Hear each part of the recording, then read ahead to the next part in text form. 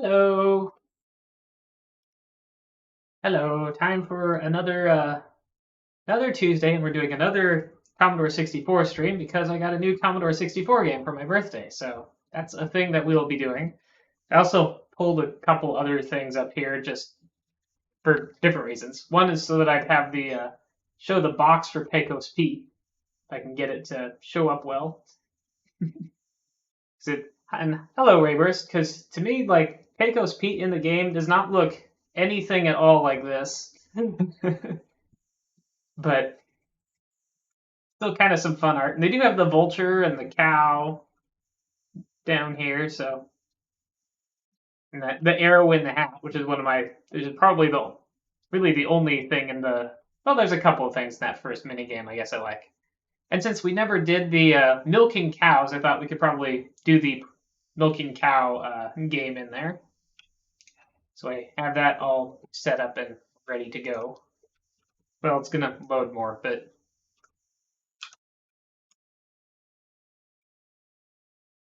am I on the wrong joystick? I can't tell. This has an instruction booklet, actually, except I don't see it in there, so it must be somewhere else. Imagine it's in some other box of... Yeah, you like the artwork? Yeah, I don't know. I guess I don't know where my instruction booklet is, but...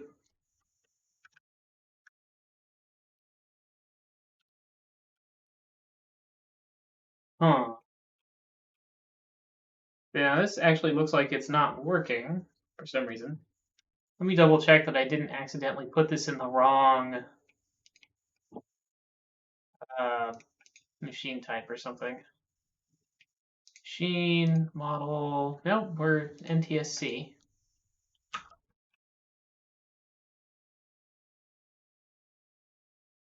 I guess I will restart this real quick. Except it won't be real quick because this is emulating a Commodore 64. I also changed my input to positional because otherwise I don't think there's any way I'll be able to play Planet X2. Pecos Pete.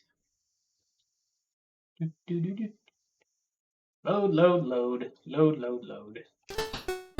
There we go. Okay, now it's working. I guess if it goes to this screen by itself without me, hi Silolo01. Like if the title screen times out, I guess it just is bad. Milking cows. So we'll do our last, our fourth little Western minigame here. Warpity warp. Go faster. Let's see, we're on track 4, track 3, track 9, track 3, track 2. Bouncing all over the place. Track 1. Might be almost done now. Nope, now we're going up to track 33. The disc is just going all over the place. Oh, here we go. So yeah, milking cows. Apparently we have people watching. Okay, we need a bucket. Oh, maybe some hay. Now let's feed the cow. And there's a cow pie on the ground moving around. Feed the cow. Which will make us drop anything if we step in it. I don't know how many times I need to feed the cow, or if I even need to feed the cow. Now let's get this bucket.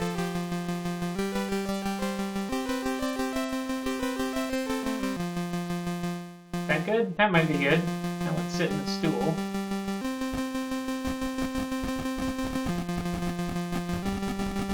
Well, it seems pretty dry so far. Okay, we need to feed the cow some more. Whoop! Stepped in the cow food. Feed the cow a couple more times. See if that gets us some milkage.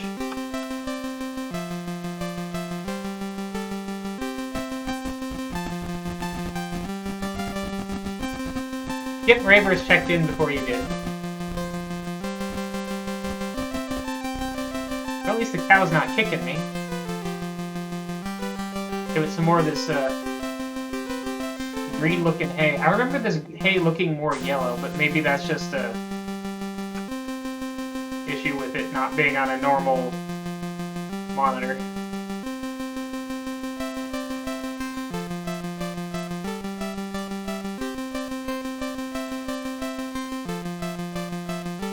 when I pick up the hay, it disappears from the cow's mouth. Oh, I see. I gotta do that. Still not working though. Maybe feed the cow. Do whatever this is. Oh, here we go. Now we're getting some milk.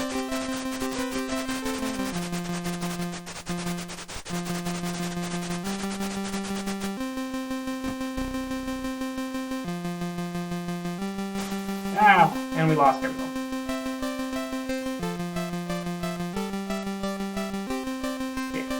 Okay. Yeah, they are unhandy. Moving cow pies are unhandy.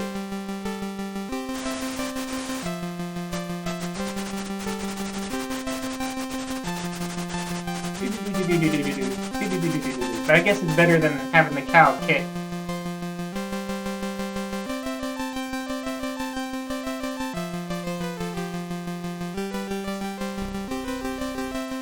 There's the sun. Hey, I got some milk.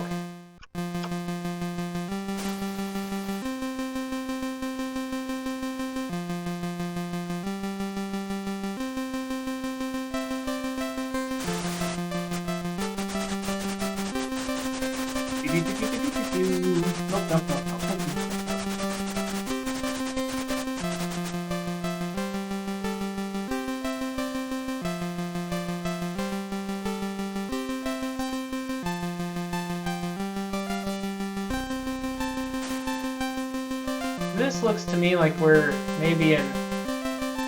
We might be in multicolored character mode, but we're probably in multicolored bitmap mode.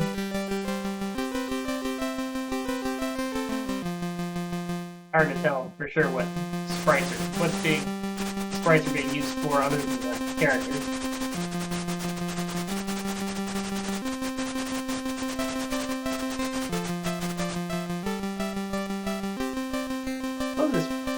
Could this be? No, I don't think this can be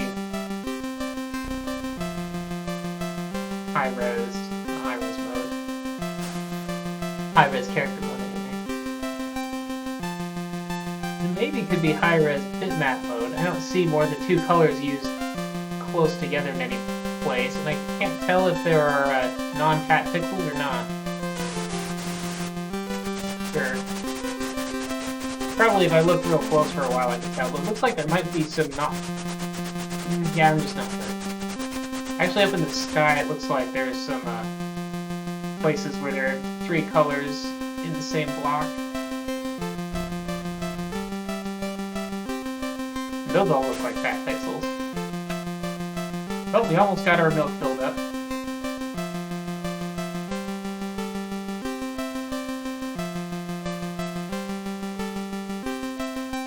Not sure if that bucket is far enough over or not. Yep. Move the bucket.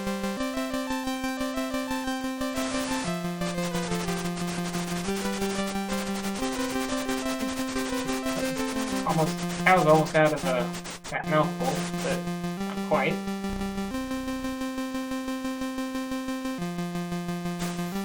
One more bucket, looks like it'll fill her up.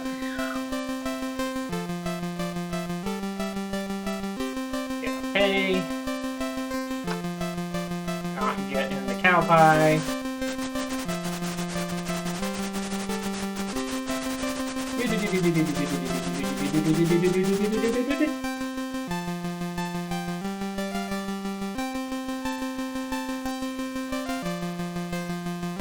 Wow.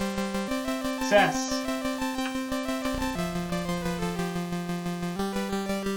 It's full. I guess we'll try to put one more in this to see if anything happens. But I think that's it. I don't think this ends, really. I think you just milk the cow and that's it. Perhaps if this wasn't practice mode, it would go on to an ending, but I kind of doubt it. Get away from me, cow pie. There he goes. Yep, I think you can just keep pouring milk in there and it will never overflow, but we'll do one more. also the cow seems to be able to produce pretty endless amounts of milk. Just have to give it a little more hay.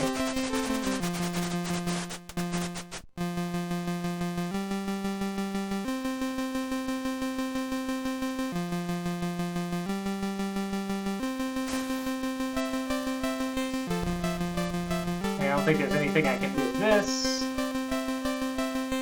Go anywhere, do anything else. So yeah, that's the last part of Pecos Pete.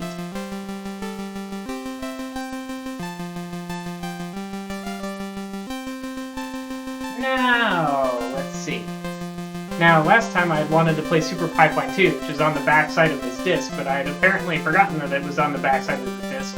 Because I have another game that's in this kind of Mastertronic 2-on-1 box, and it just has both games on the front side of one disc. But I guess one of these games, probably Pecos Pete, was too big for that, so it was not done that way.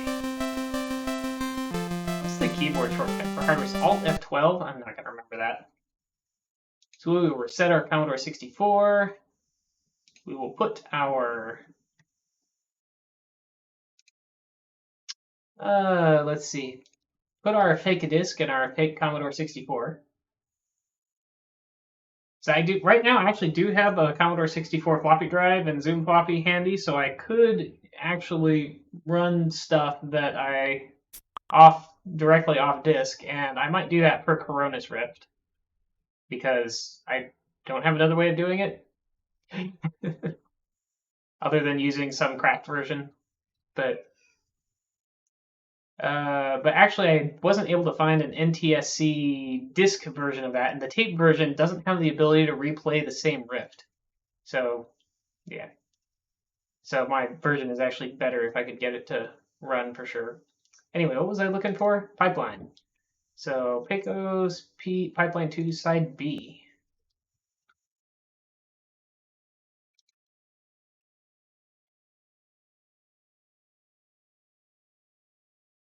I could really see if I can find an Epix fast load cart for this emulator.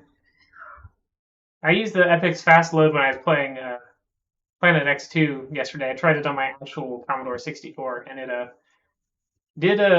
actually says, as in the manual, how the loading times for with and without the fast load was like, 23 seconds or 3 seconds for the initial startup load. It's like, well, I'll grab my fast load cart.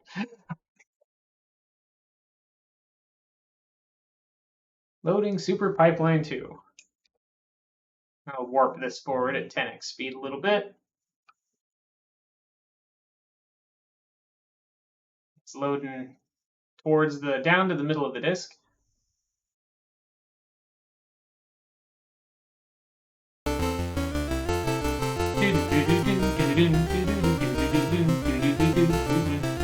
This game has fun music and manages to still have sound effects mixed in once we actually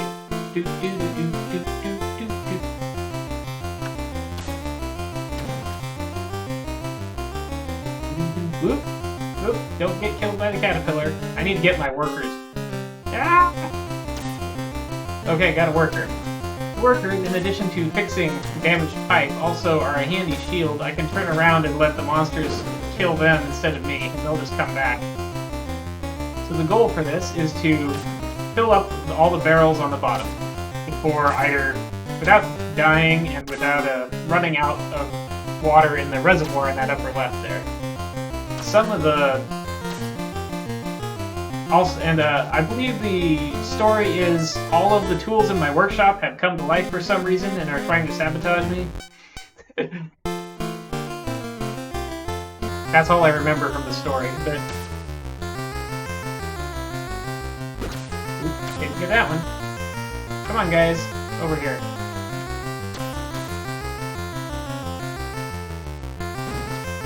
Some of these crazy tools can puncture the pipe and some can't. Like the drill can. I don't know, this toolbox with a hand and a wrench sticking out of it, I don't think can. I'm not even sure what that red thing is, but this thing can, and that drill down there can punch through the pipe and make it leak. Then I have to bring a worker over to it to fix the leak. Oop.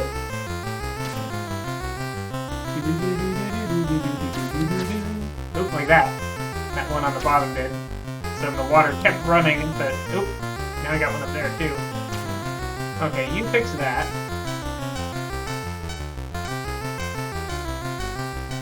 Oop, almost. Then the workers will stay there till I go get them again. Alright, I can't stop on the leak. The leaks, I kind of jump over them. There we go. Now everything's going again. Yes, the game does a nice job of having the water flow through the pipes and continue to flow when it's up to the brakes and flow out past the brakes. And it has little cutscenes between levels, kind of like Pac-Man does. So the first one where when the worker came and got the yeah, I'd probably like that one. This that second cutscene there with the little woman.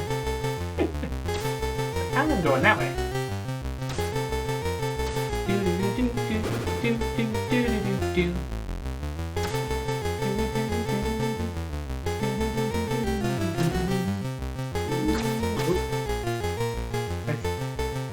I think those weird wrenches can... I think those gray wrenches can penetrate the pipes. I'm not sure. It seems like most gray things can.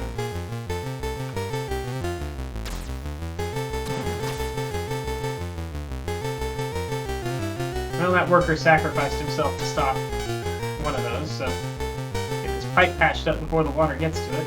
That's to make it. Oop, oop. Don't get myself killed here. For some reason, I also have a tool-destroying gun that shoots infinite bullets, but only left and right. You can't shoot up and down. That's why you see me always trying to position myself to attack those. I think that green worker took out that, whatever that is, just in time there.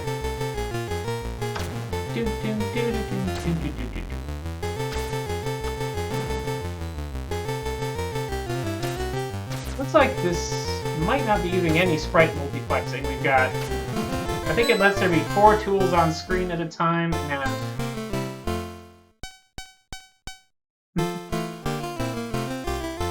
your character, 2 workers, and then a bullet. But the bullet might not even be a sprite. Oh, I remember these crabs are difficult to kill. You have to hit them from behind? I think you have to hit them from behind. I think attacking from the front doesn't work on them.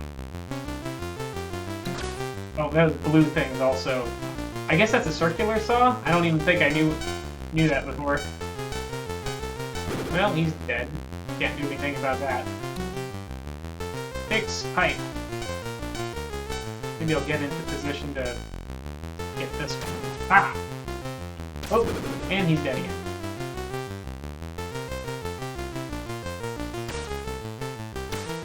Oh, there's a leak. There's a bunch of leaks over there that I didn't even notice.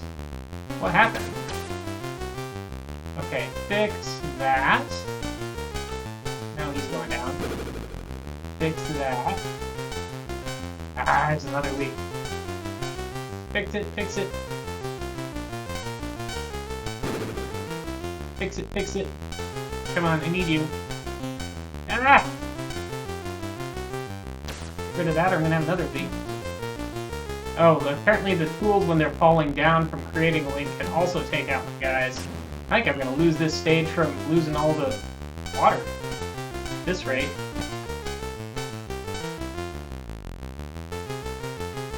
Another worker. Okay, I'm just gonna go try to first fix where that was all coming out. But I couldn't because that leak was in the way. Oh, I'm making no progress, am I? Take that. Come here, guy. No, that's not gonna work. This is harder than I remember. Okay, fix that. Then fix this. And make sure I kill that thing. Ah, I didn't get that fixed. Try again.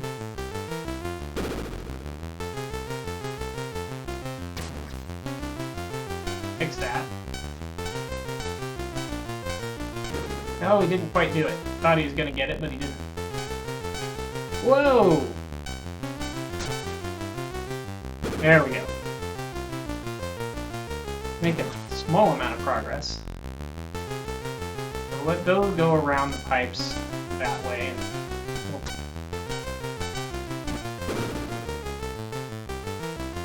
Okay, the pipes are almost clear, but I need another worker.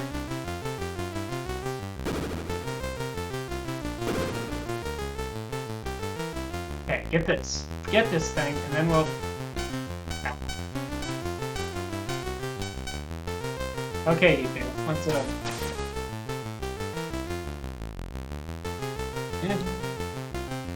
Badness. All kinds of badness. Let this thing go first. Get it out of the way. Kill this thing. And by kill this thing, I mean fix this pipe. Negate this problem. That's what I meant by that, I guess. Ah, I missed him. Now another thing broken.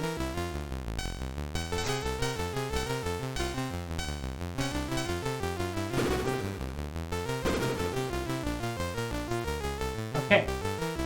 And let's do this. Keep fixing stuff, guy. Hey! Pipe is all fixed. Don't know if there's enough water left. Nope, pipe is broken.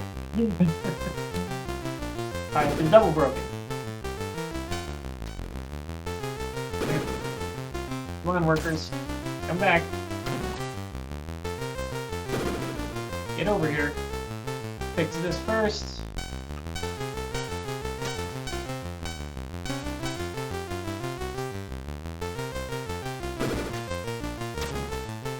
And try to get this fixed. Okay. So far, so good. As far as those parts go, anyway. We can fill that last barrel before the water runs out in the upper left. We are okay.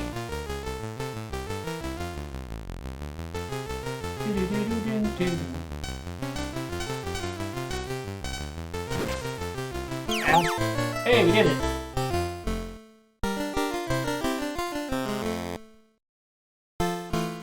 Pipe 5.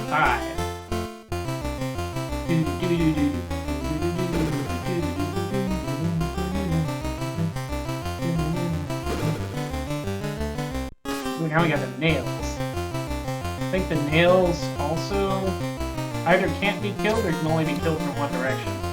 And whatever that other thing is seems to hurt things.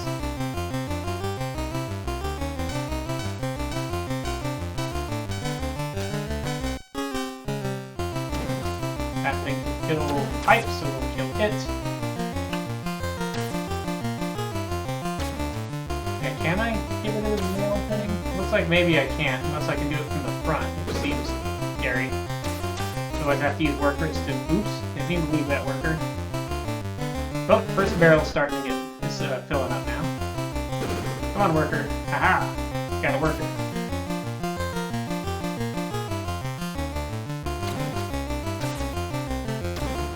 One barrel down.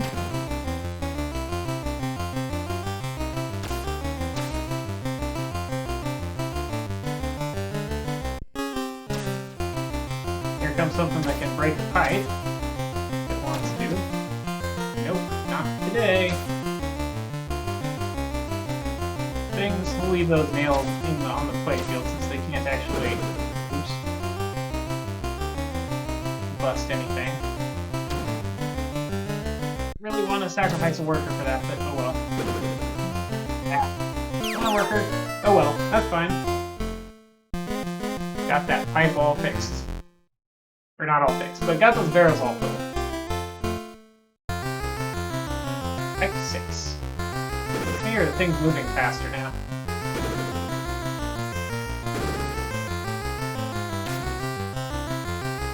Oh, looks like we got a blowtorch now. I'm sure that's another break pipes thing.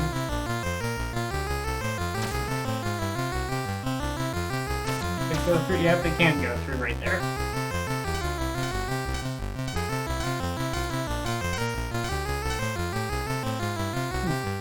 Well, that's having... Oh, there it goes. It's like I was waiting for that blowtorch to break somewhere, but I guess it couldn't break until it got there. Come on, fix that. Guess I hadn't quite got to the right spot.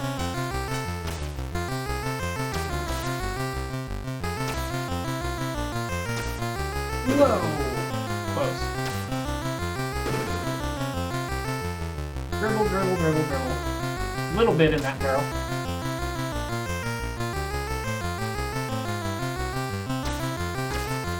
There's actually a pretty big swath of this pipe that they can't punch through, it looks like.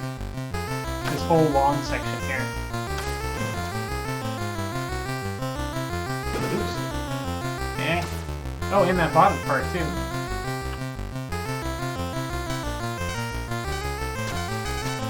Oh, that's close. I almost let him hit my worker there. That would have been Oh, we're gonna...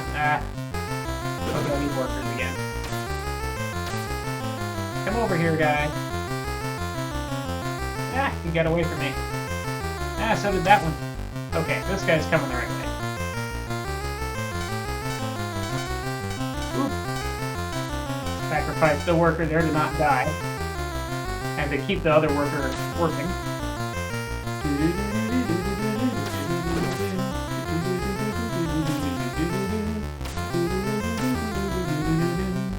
This level should be almost over. Looks like there's enough water through the indestructible parts of the pipe that I don't have to worry about it. For whatever green liquid this is. As long as I don't die myself, I guess. Maybe that can still happen. Now I don't know what's up with these bouncing heads. But they're kind of funny.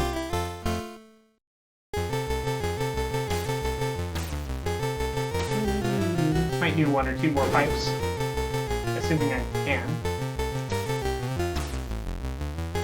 I gotta... Oop, ah. Tried to kill it. Come on, workers, get onto the thing here.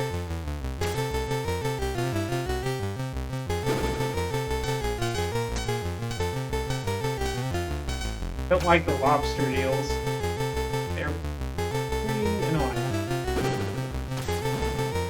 Caterpillar, get this going. Ah, he wasn't able to finish. You finish this.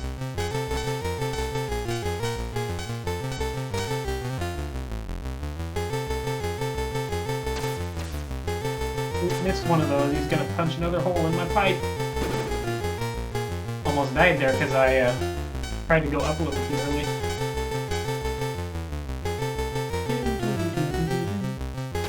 That thing. There we go. That one again. Okay, we're starting to fill a barrel.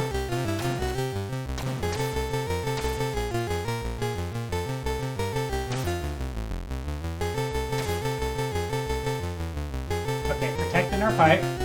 Barrel number 2 now. Can it break through there?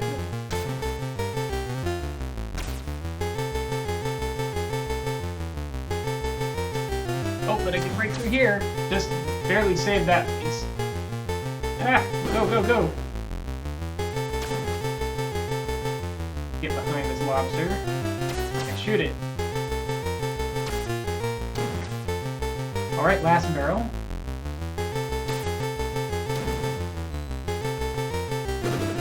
Oop.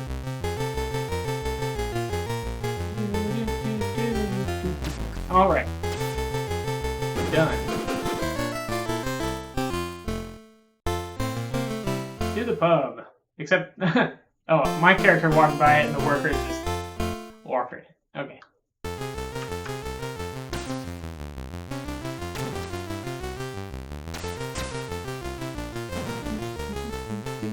Well, now there's like a shovel or something. I guess we're still seeing new tools occasionally.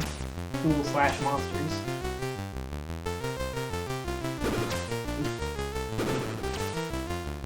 I guess the shovel's probably what breaks through the pipes in this level. This is a long pipe.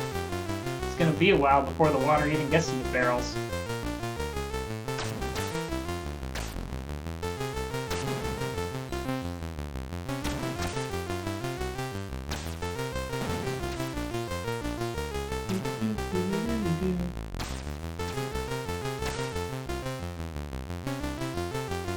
here, worker guy.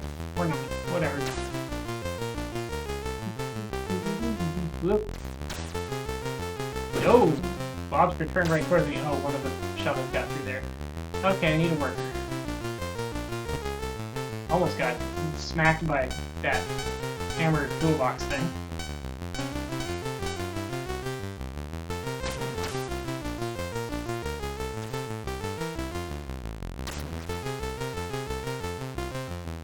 Oops. Oh, that's fine. I'll just zip along here. Hey, two workers. So I'm gonna lose one. Wonder if there's enough water in that first bunch of pipe to fill a barrel or not. So I'm not gonna be able to save this one. Like, oh, except that shovel can't break through that part, so that's all good.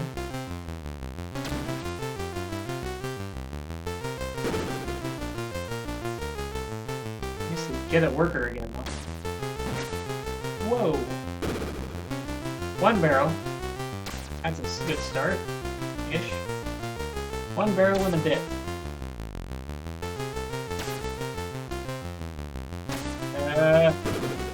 Oh, I'm gonna die here. I can't stop that lobster from getting me.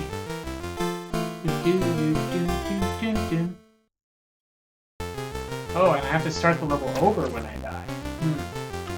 I can't remember how it resumed. I thought you'd maybe keep your barrels but the pipes would empty. That would seem more fun to me, I think. You'd still have some penalty other than beyond you losing a life, but you wouldn't completely lose all your progress that way.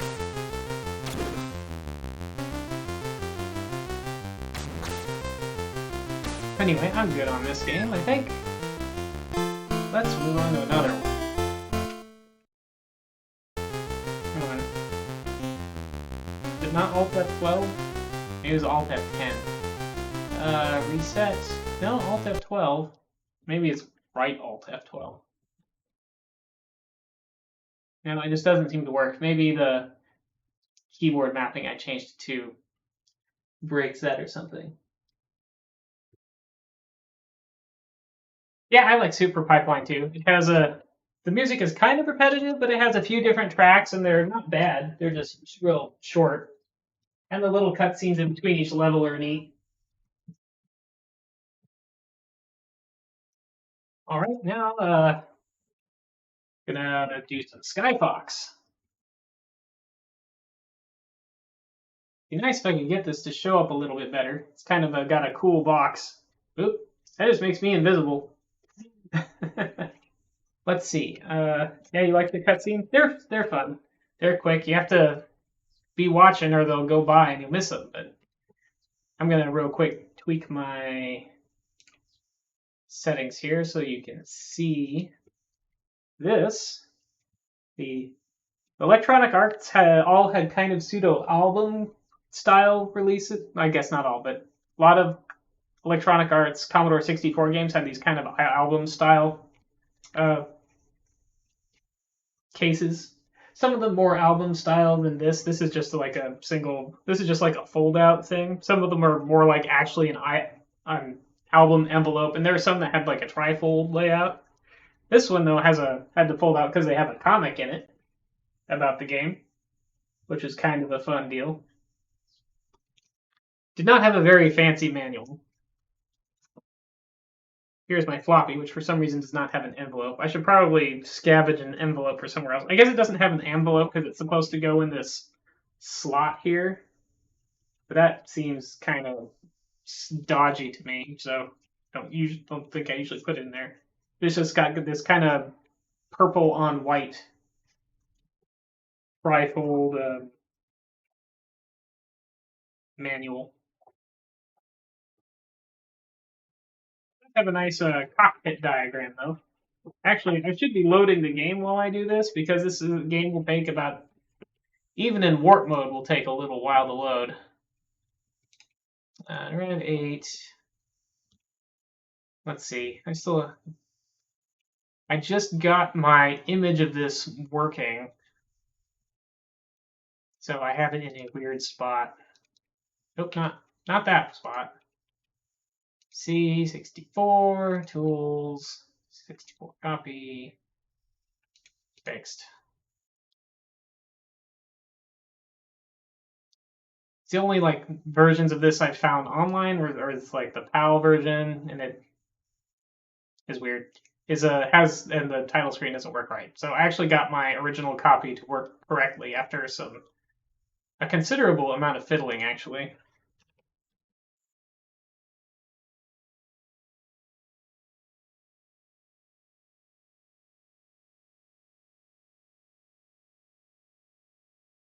Yeah, their fast disk logic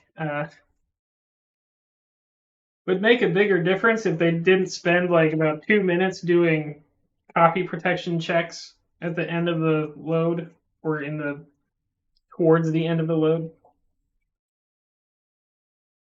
So yeah, you get to watch this ECA thing. While it's filling in this way, it's doing the actual load, which will still take it a while.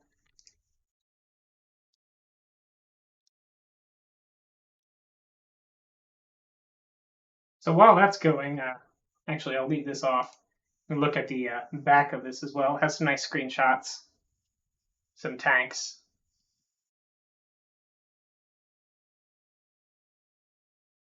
Yes, this is a very nice looking game on the Commodore 64. And it has some nice looking comic style art to go with it. The mothership and explosions on the background are nice.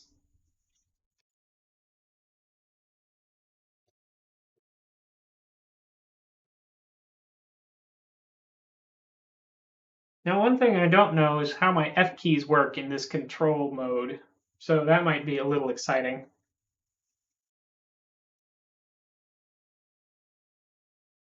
So I may have to fiddle with it a considerable amount before the controls I figure out. I think we're about halfway through the loading part that is just loading. I'm going to warp through the rest of that if I have keyboard focus on the thing.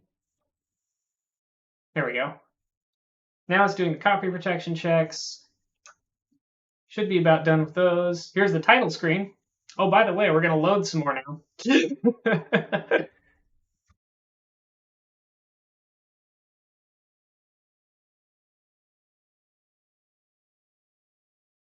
Where am I putting this?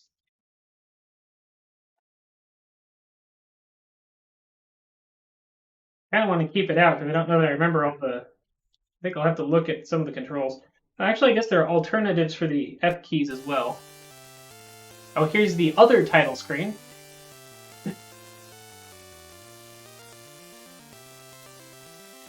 And the title screen music, which is kind of quiet, actually. They must have the SID turned down a little for this.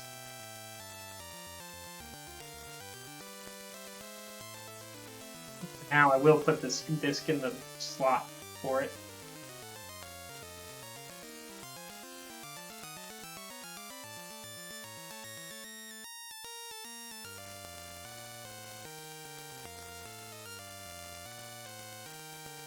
Alright. Problem I have with making a lot of... There's some of these games where I simply won't be able to make a working copy for my original discs because I don't have a properly modded floppy drive for that lets me read data outside of the normal sector data. But, I should shut this door back here quick.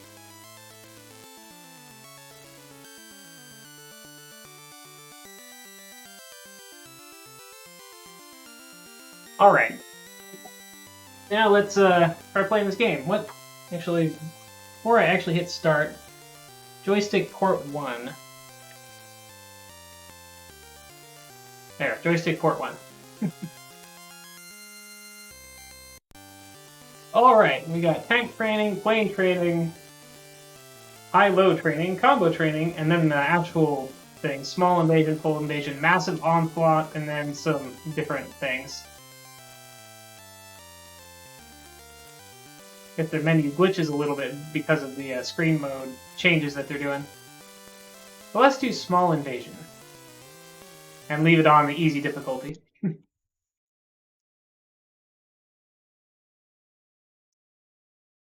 Oh, now we have to load some more. Doo, doo, doo, doo, doo, doo. You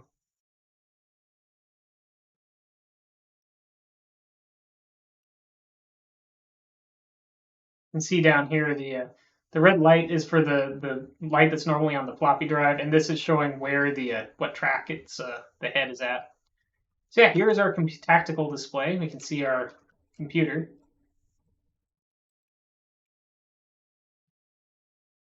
There's our cursor. So I want to protect the installations, I think. Did it not? Is this not? Oh, that's weird. There should be a, well, I don't know. I thought the small invasion was a little less small than this. But let's launch to here.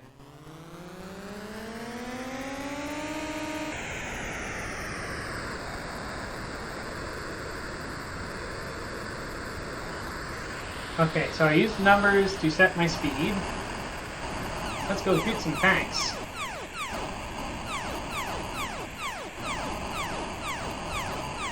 I've got shields, so I'm not too afraid. Oop, slammed into the ground. Got a nice little radar display. Okay, so the F keys do work. I can use F1 to toggle my radar to this mode so that I can see how far away things are and see them like on the horizon.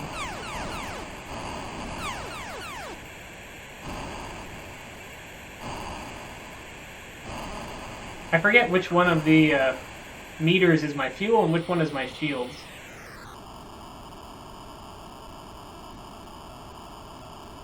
I can also bring up that computer to see where I am and what I'm doing. And I can use it to autopilot as well. Shoot some more tanks. And that mothership that you might have got a couple glimpses of up in the air there, that is just spewing out more tanks and possibly planes. Ah, more tanks, right now. Right now, more tanks. And even more tanks. Okay, that's too many tanks. I'm gonna have to retreat and get repaired here pretty soon. Oh, where'd that mothership go? I must have been right on top of it.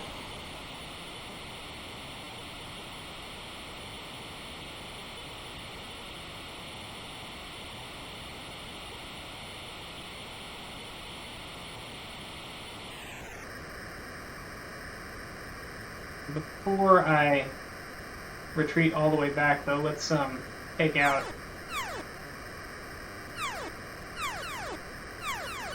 a couple of these tanks that are approaching that uninstallation there.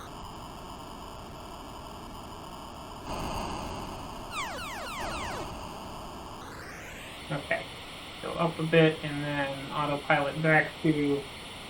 I guess for this I use the arrow keys, which is odd.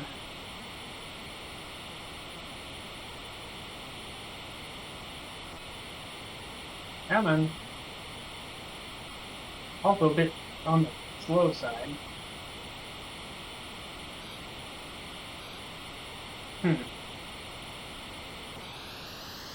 Is F7? I guess, okay, I guess F7. No, that's taking me to the enemy. I don't want to go to the enemy. I want to go back and, like, land and repair. Well, I guess I won't autopilot that way.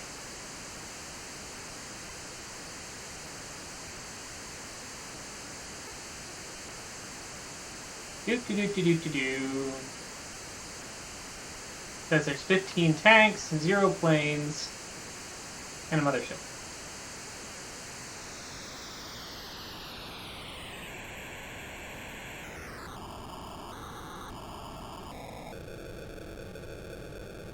That's right. Plus and minus are backwards on the Commodore 64 keyboard. Okay, let's land. I think it'll let me land. 30, 20, 10, 0. Okay, and let's try taking off down here again. Let's actually land. That didn't work. Can I just land? Can I just take off directly here? No, apparently not. Oh, I hit C and everything changed to blue. Why did it do that? I don't know.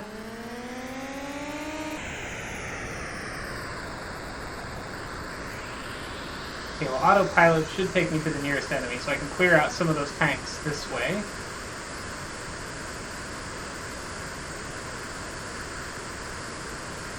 Up at the top, we have our position. I'm not sure what that counter on the left is, unless it's just a clock. Might just be a clock.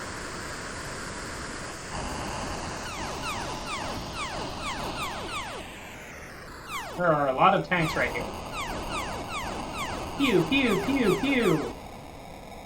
Pew, pew lasers. I am very low.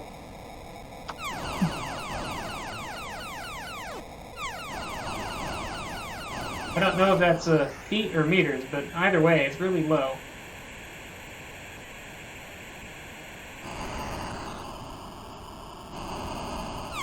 More tanks to clear out. Pew, pew, pew, pew, pew. They don't look like much when they're in a distance.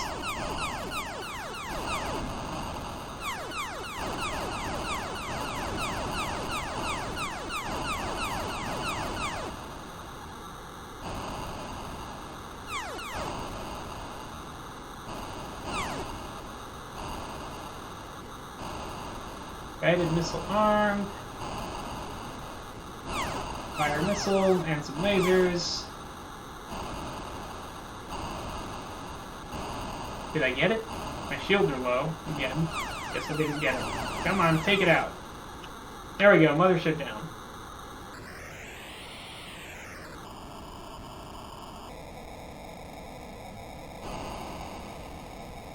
Down here and hit this tank.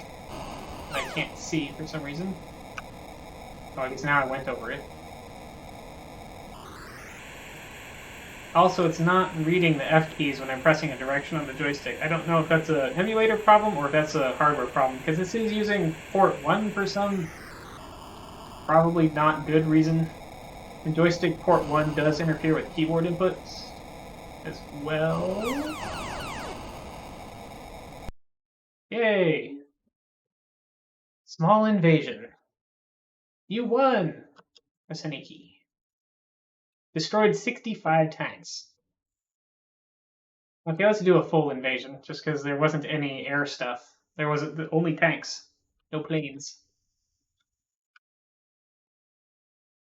Well, now there's a plane.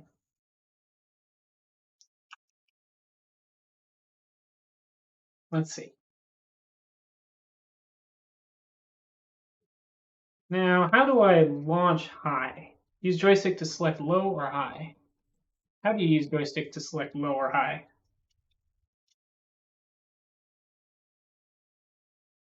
Oh, it'll tell me. Okay, let's go high. Let's fight a plane. One thing to note, though, is it has to load when you go between high and low altitude.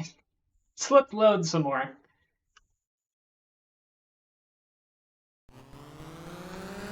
Not a super long load, but still. Oh, there's a plane.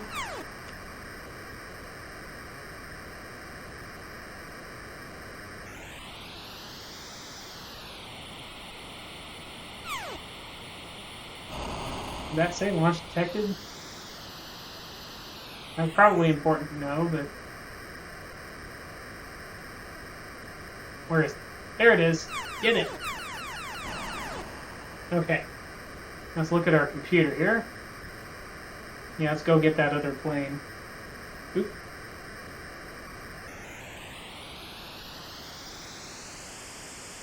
Maybe try a heat-seeking missile on it? And that just is going off in the middle of nowhere. Try another heat-seeking missile. Or not. Okay, now let's try going down to low altitude. I think there's a shortcut to do that, but I don't remember what it is.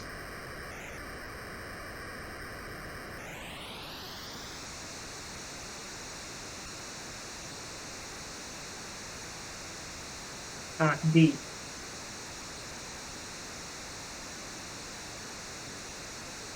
And we sink into the clouds.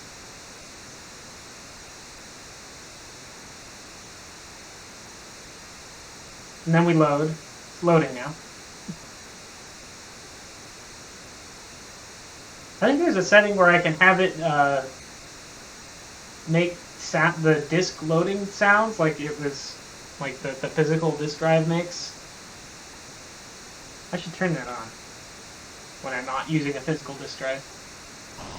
For the proper experience. Did I just come down right on top of the mothership? I did. That'll work. I'll do that. Why are you going down still? Don't go down more. I don't think Heat Seeker is what I want for this, but try it anyway.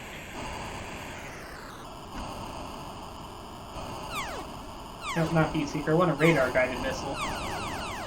Oh well, mothership down. I guess that works out. Now, there's a lot of things heading towards my base, though, and there's more motherships. Is that another mothership? Oh, I guess there's another mothership right there. Guided missile arms, lost in installation. There, I got that mothership. Oh, base computer. I guess we just lost my home base. So that's bad. Lost my base computer. I can't use the computer. Probably can't land and resupply then either, unless I can land at a... Yeah, I'm gonna get blown up here, I think.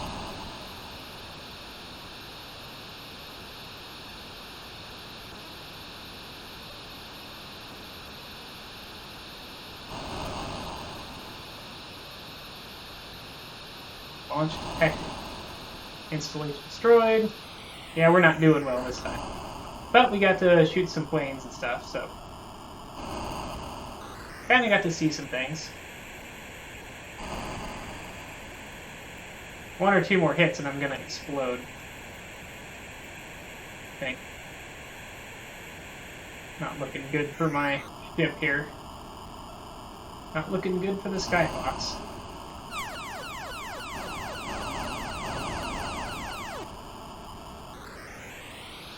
There's a swarm of tanks down.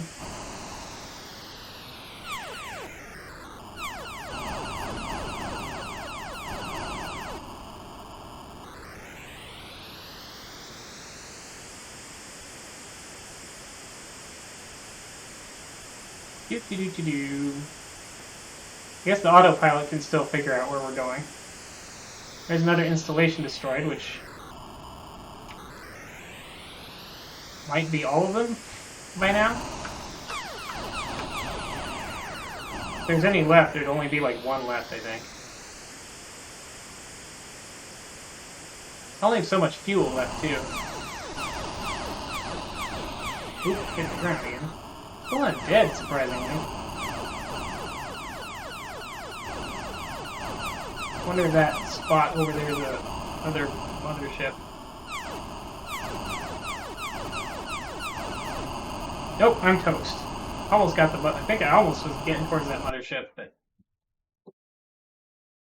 Fighters remaining 2. Yeah, game over. Fighters remaining 2. We had some missiles left. I guess there were some colonists still alive. Still only 1 mothership left. Yeah, that's Skyfox. And there's some different maps, but you got to see a couple planes. You got to see tanks. Let's look at one of these other. Let's look at the Alamo just to see what the map looks like. And we're just surrounded. 1 base left.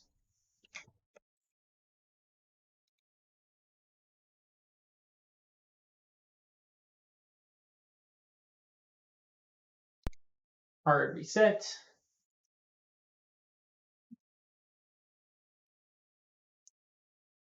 All right, I think I might next put in either. Well, I have a couple other games I want to look at. I brought up a few, but there's another free Star Trek game I kind of want to bring up. There's Planet X2 that I got for my birthday, of course. I also kind of wanted to look at a Lucasfilm game, Koronis Rift, but I might wait on that.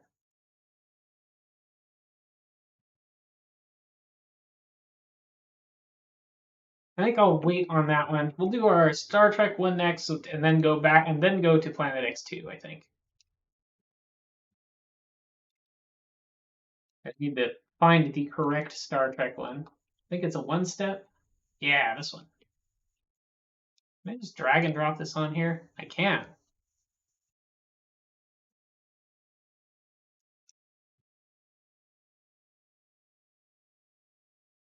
Warp, warp, warp, warp. And it's not loading or anything while it's displaying this menu. It's just that everything takes so long to load on the Commodore 64. We didn't really care about these long, slow menus that I was well, except for this one actually is a little extra slow with the spiral thing. If that wasn't going at 10x normal speed, it would be or 6x normal speed. It would be a little while. So yeah, there's a bunch of different versions of the mainframe Star Trek game ports and remakes for the Commodore 64. This has a few of them. A lot of them have like different extra features. There's like long range probes or space mines. The ability to refit the Commodore, the Enterprise with like a point buy system, so you can improve different aspects by taking away from other ones. But I'm just going to do this Star Trek Senior, which doesn't really have any extra features over the original, but is one of the more Commodore 64 looking ones. You know, it's not in like it's using like here it's using Petsky graphics basically, but it's not using pure text. It has actual visibles. It has actual graphics to some extent.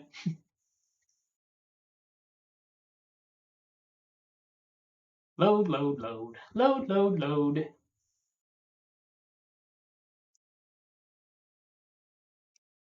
Load a little faster.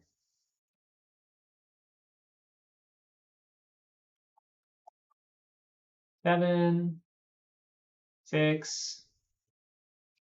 Here we go.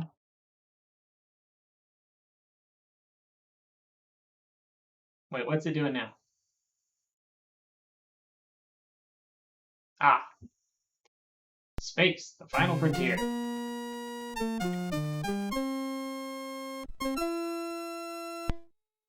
And some audio, although it pops every time.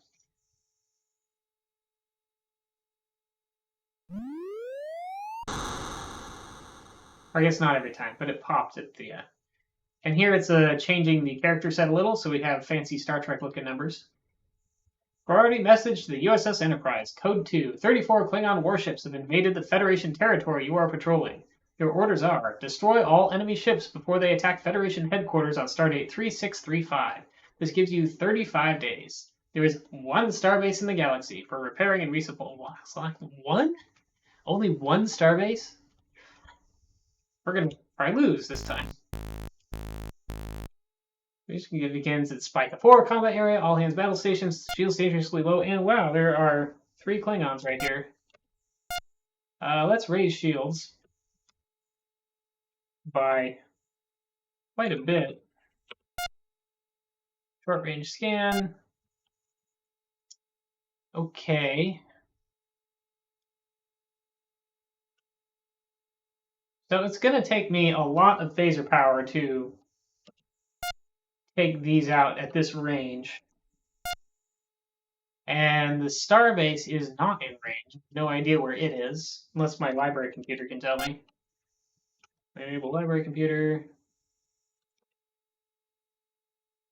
Starbase navigation data.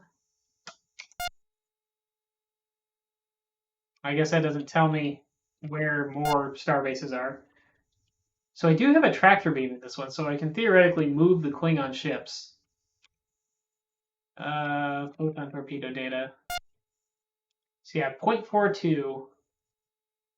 Or no, direction 4. So both of those ships are in a straight line in direction 4. That's probably the one I'm gonna shoot for.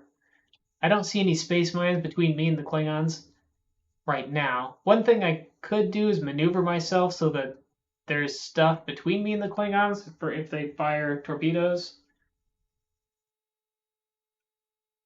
Actually, I could hope that those Klingons shoot each other with torpedoes. Maybe I'll go for that and shoot at the other one. Uh, torpedo data 2.79. Fire torpedo 2.79. Hopefully it doesn't hit that other space mine. Oh yeah, it just did. Boom! Klingon destroyed. Phasers? Phasers. Library computer damaged. Well, I already know I need to shoot at direction 4. I only have a limited number of torpedoes, but also have limited amount of power, so.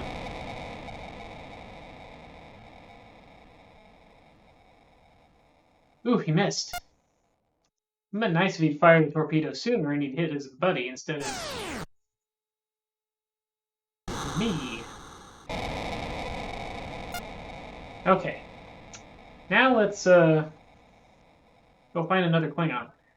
I believe 1 is straight to the left, 5 is straight to the right, and I think it goes this way, but I'm not sure. Warp 1. Whoops, that was the wrong way. That actually damaged my ship too. Okay, so 1 is that way, which means 5. Yeah. 1 was that way, so it's 5 must be that way. 5, warp factor 1.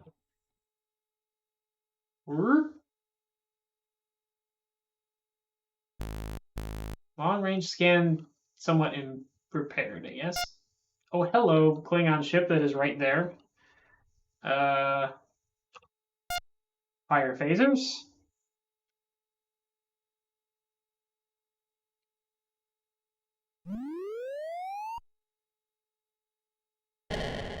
Still needs a little damage. Damage control reports. Damage control damaged. Great. Needs another 100 units, I guess.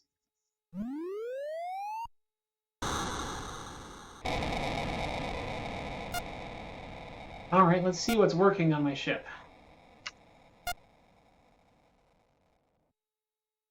Well, no star bases that I can see in range. There's another Klingon ship 1 more to the 5 direction. So let's go warp 1 that way.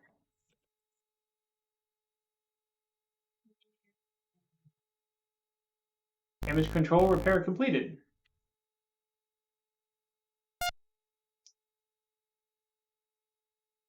This is an awkward spot. I can't hit it with the torpedo, so I'll have to phaser it. At least I don't think I can hit it with the torpedo. Maybe I can. Let's go here just to make sure it can't hit me with a torpedo. Tractor beam damaged. Great. Wonder if I could have tractor beamed him into the star or something. Well, can't try that now.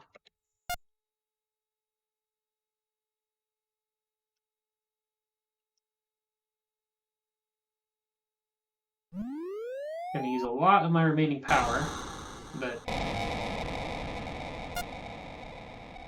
long range scan. Still can't see where the starbase is.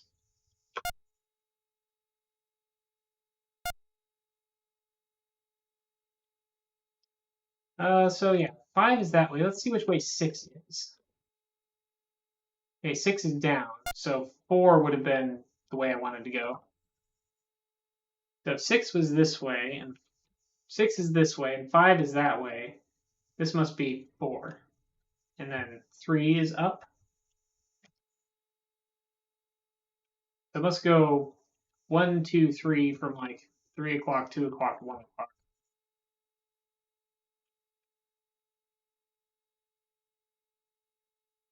Yeah, here we go. Warp engines improved, of course. I didn't know my warp engines were damaged. Actually, I should have just gone warp 2. So we got 3 more Klingons up to the left there, but I guess I could kill them with torpedoes. Starting to get low on power.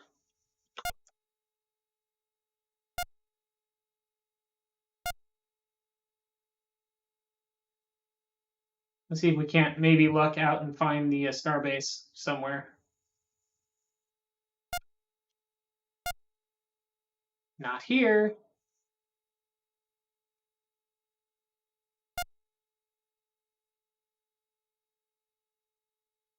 (3605.4). Nope, there's a Klingon ship here though. 3606.4. Oh hi, Klingon that's right there. Should I phase it or should I torpedo it? I guess I'll torpedo it.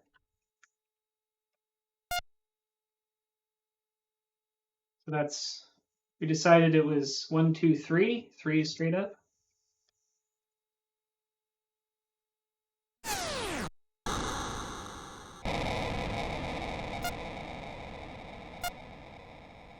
And we still are not seeing a starbase. Let's go warp 3 straight up. Force 3, port factor 3.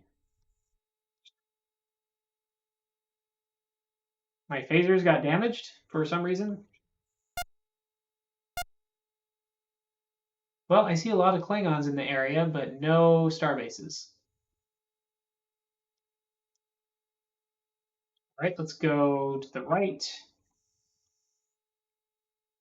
3.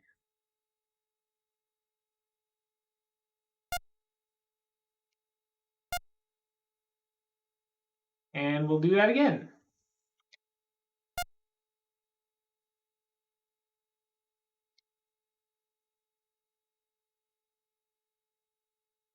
Oh wait, that's up, not right.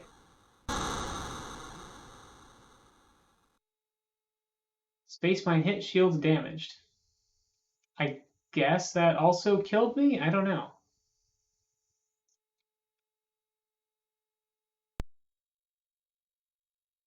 It looked like I kept going and didn't immediately explode there, so I don't know what happened there. But yeah, let's try some Planet X2. It's like the game triggered a hard reset. C64, disks, games, boxed.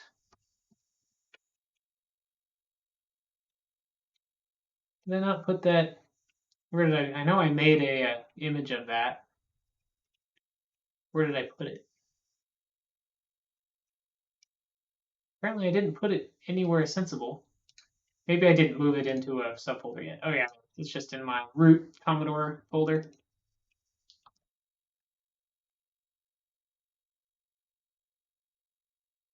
Wait, does Planet X2 just want to be comma 8? I think it actually says on the disk.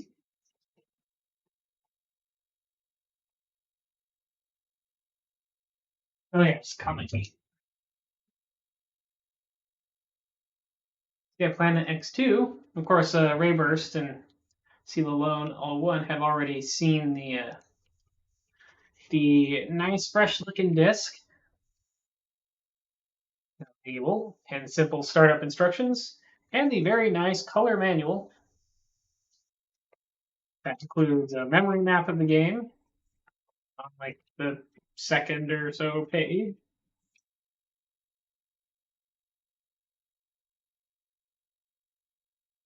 Wait, file not found error.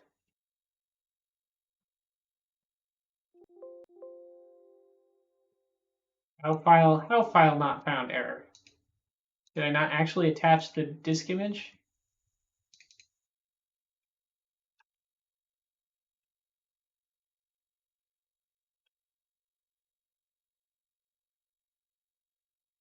There it goes. Huh. I must have done something odd. I don't know what odd thing I did, but I must have done something odd. Oh yeah, right in the beginning. The memory map showing the standard Commodore 64 memory map and also the how the game is using it. And talking a little bit about his why he did it the way he did. But yeah, nice. Full color fanciness. As a keyboard layout with the Commodore 64 showing the Commodore 64 keyboard and what things do what.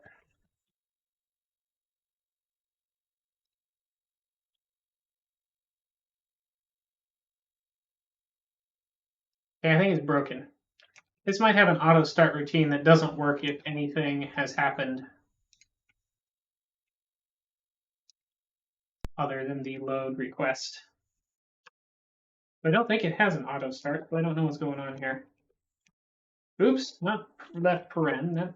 Oh, there we go.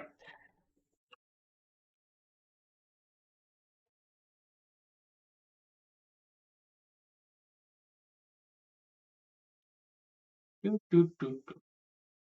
I'm pretty sure this should work because I've had it work. I mean, it worked on my Commodore 64 at least, and it also worked on my phone, so I think this will work. Yeah, Planet X2 is a sort of a little RTS designed with the Commodore 64's limitations taken into account. The couple of unit types, some different buildings, 3 different resources. There we go. Now it's loading correctly. Also, I haven't really looked at these except for the first map because I played the first map, but the instruction manual also has all of the maps in it that are in the game. There are quite a few because this is probably about half the manual. Yeah, it shows the different units.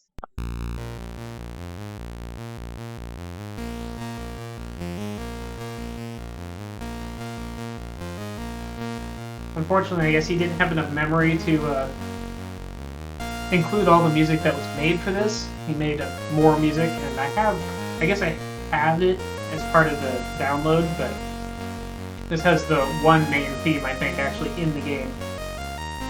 And it's actually off by default in the game, but you can toggle it on and off if you want, because it gets kind of repetitive, because it isn't as long as you wanted, because again, he had running out of memory.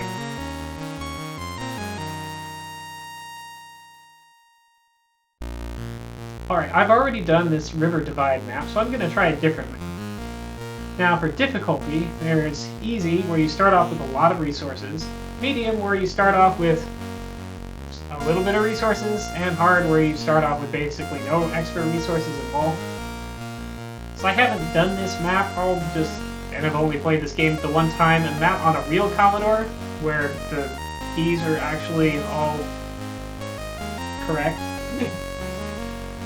So let's just try 3 Island on easy. Now this is a purely keyboard controlled game, so I don't need the joystick stuff at all. Now it's loading the actual map.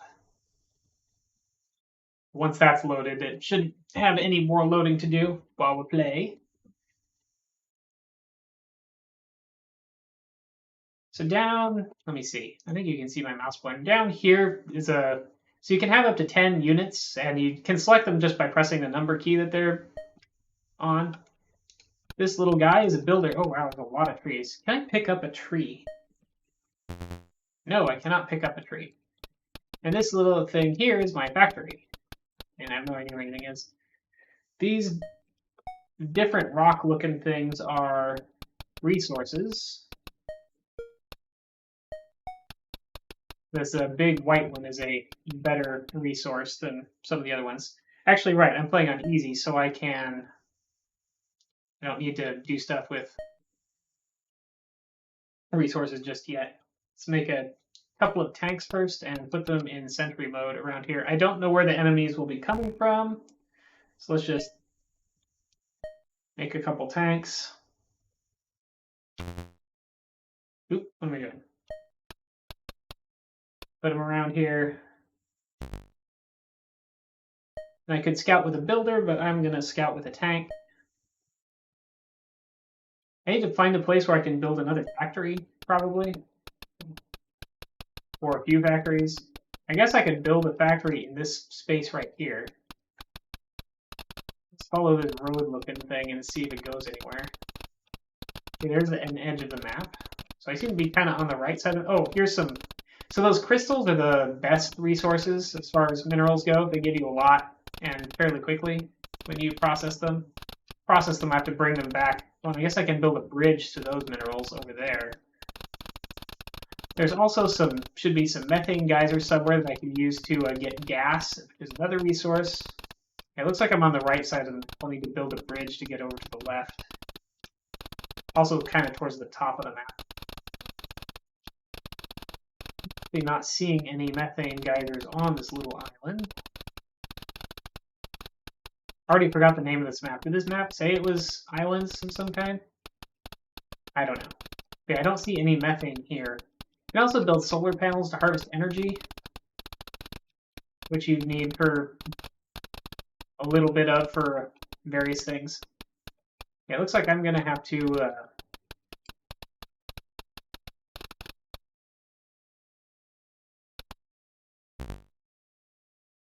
Okay, yeah, I'm going to build...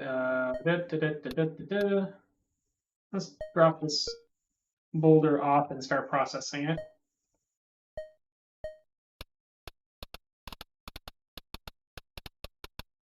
Find a big enough space to build a... Can I build a factory here?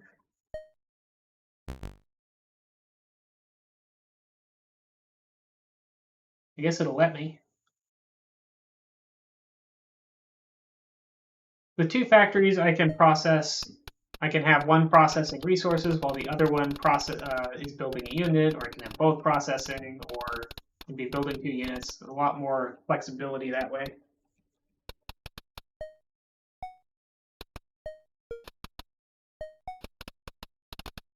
Pick up this thing.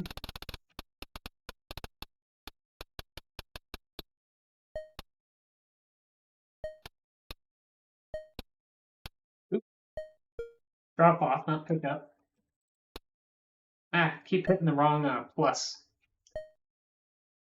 So we'll have him build some, or process some minerals, and then we're building one more factory. I think there's enough space right here.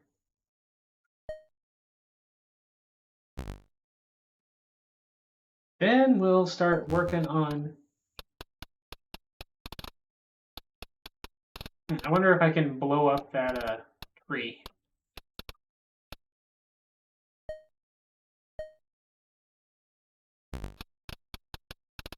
Make more room. Wasn't sure where he'd... Yeah, I guess if I had started that one higher... Okay, yeah, tree blowed up.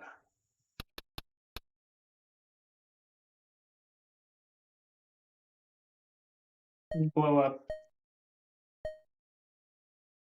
another tree to make sure I can actually have enough room. That should be good now. Don't know if I don't think it actually refunds me my resources when it messes up like that. Not sure, but I think it's kind of cheap on me that way. So what I want to look for is the alien bases for the aliens that are going to come and try to attack me here at some point, probably relatively soon. But it looks like I need to build a bridge to get anywhere, and I can't see any... All the water must be too far for me to see around. But let's try to build a bridge straight to the down to start with. And build another tank.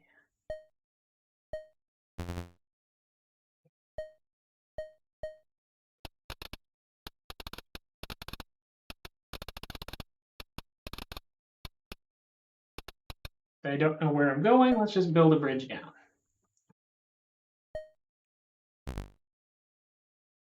I could build some solar panels to start harvesting energy, but I don't think it's going to matter unless I can get some methane anyway. I'd also build some walls, but I don't know where I'm going to be having things attack me from.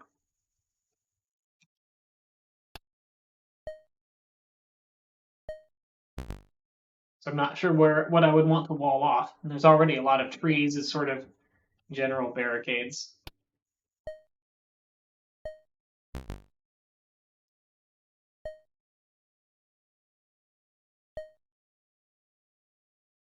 Got another tank here.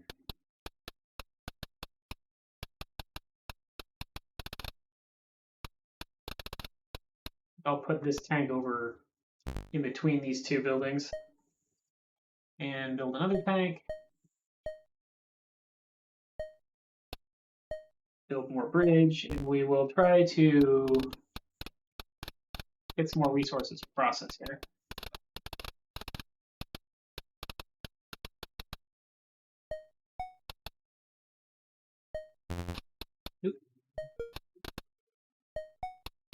Ooh, big loud car outside. Okay, something is attacking something. Okay, this is coming up from bottom right, I guess. So I'm going to want to definitely put a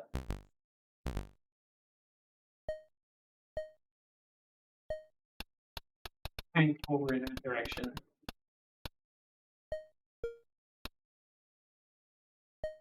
Or more tanks in that direction. Process minerals. Create new tank.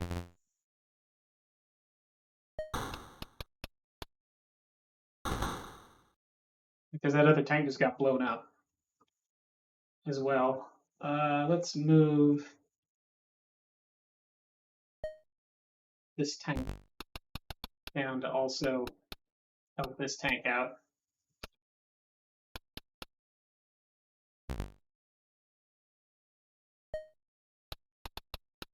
Try to build some wall. Make a little bit more work for those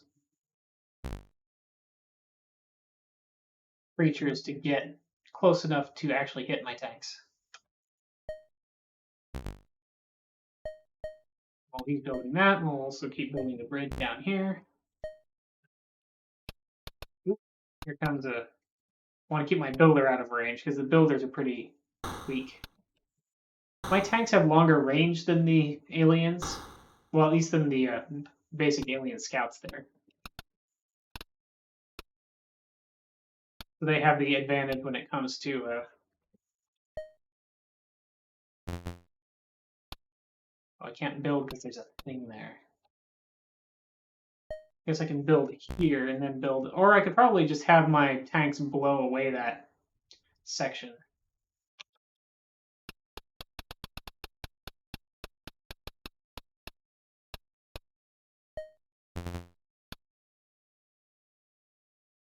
Can I build a wall on top of this spot? I can.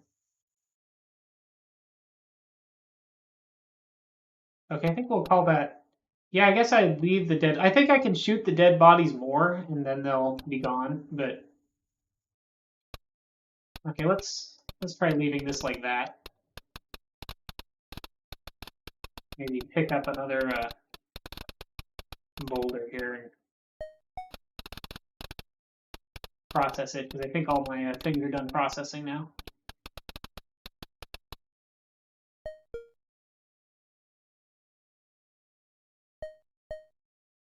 Process minerals. Yeah, once I'm actively attacking things myself instead of using sentry mode, I'll usually be disintegrating the bodies as part of my just killing everything. I'm actually going to put this on the other side in case the aliens try to come around this way.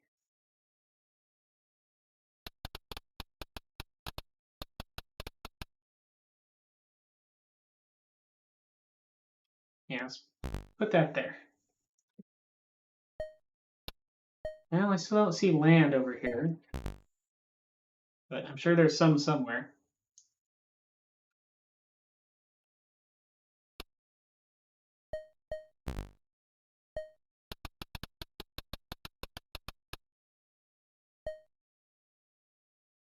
Build a bridge, build a bridge.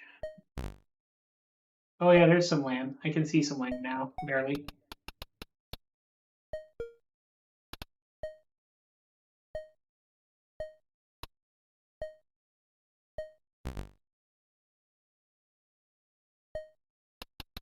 Walking back and forth.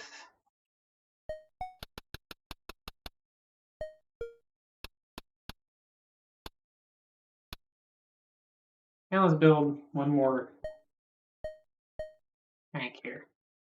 We have plenty, so we have some extra tanks in case things go weirdly wrong. I might start getting attacked from another direction at some point too, is the further away bases that have aliens coming from a different direction catch up to me.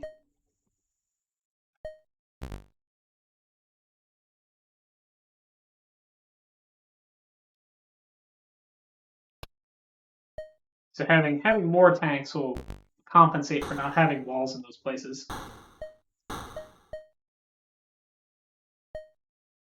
It looks like we just killed someone down there.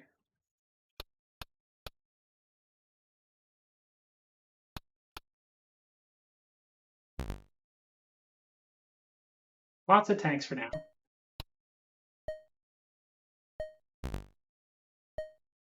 Go ahead and build a couple solar panels up here too.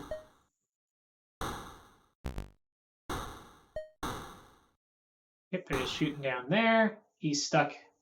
Can't figure out how to get past those walls, I guess.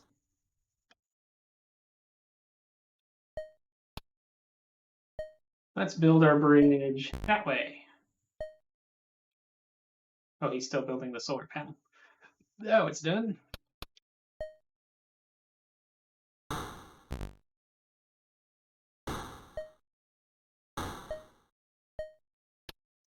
Build solar panel. The lower difficulty setting. Oop, no, that's not what I want. The lower difficulty setting. Now I think about it, also means that the enemy bases will have lower. Their maximum defenses will be less. Only be able to have like 2 defense pods. Oh, okay. So some stuff is coming from up in this area too. So I should probably try to plop a wall in to block that off.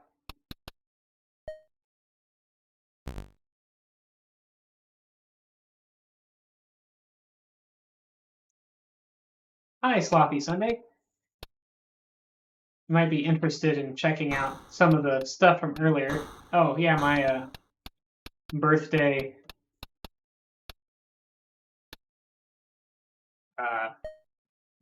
shave. I feel like if I build a brick wall here, my builder is gonna wall themselves in. Maybe I won't do that. I'll build it here. Because we did some Skyfox, we did some. I showed the box for Pecos Pete. This is Planet X2. This is a game I got for my birthday. I think it came out in like 2018 or so for the Commodore 64. What am I doing? Right, okay, let's see. I need to build another. All right, keep building our bridge down here. Almost got it to some other landmass. Like I have this, the manual has all the maps in it, but I have not actually looked at the. I've not actually looked at the maps, so I'm having to explore them myself. Oh, it has. Okay, this is a pointless little speck of land. And so I'll keep building a bridge downward then.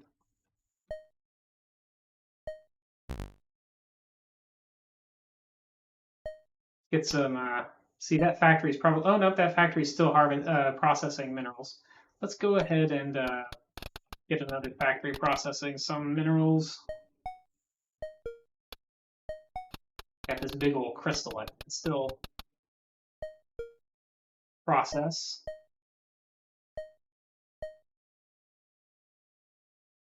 And I think I'll hold off on building any more tank for right now.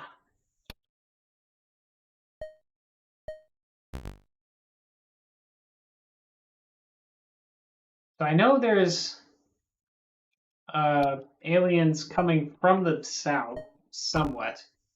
Just probably not. Might be coming more from the east or west. Actually, I think I will build one more tank so that I can use it to scout with something a little less fragile than the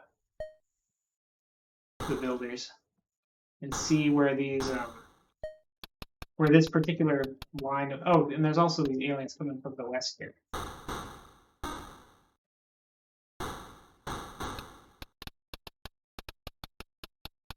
But I actually want to see where the south ones came first, so they're probably closer. So I want to see where they're coming from. Where are they coming from?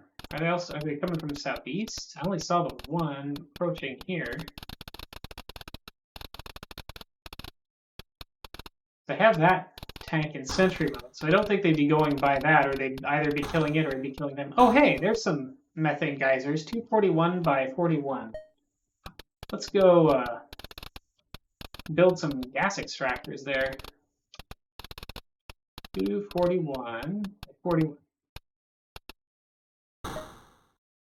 Gas refinery.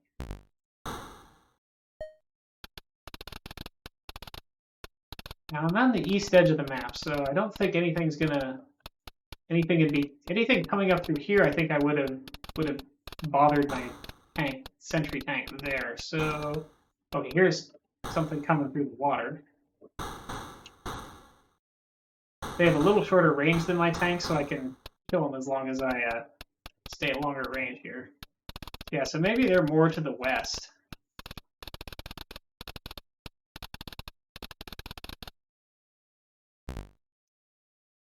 Go and put my other tank over here.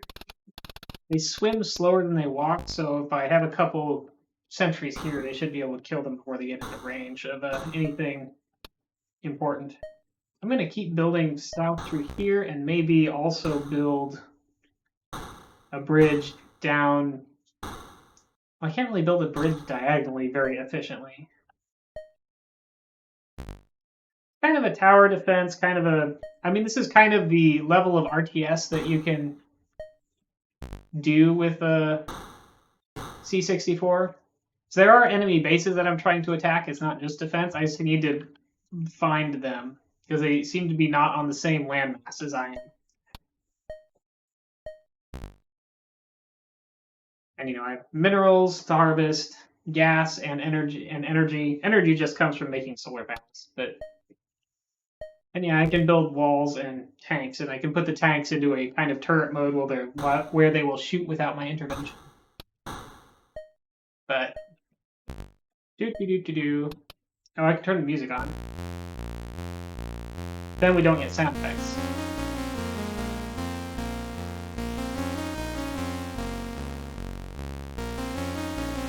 So I don't know if my stuff's getting in. Well, actually, if my stuff gets attacked, it flashes my screen, but I don't know if my stuff is shooting other stuff this way. Let's check these guys. Nothing in range of them.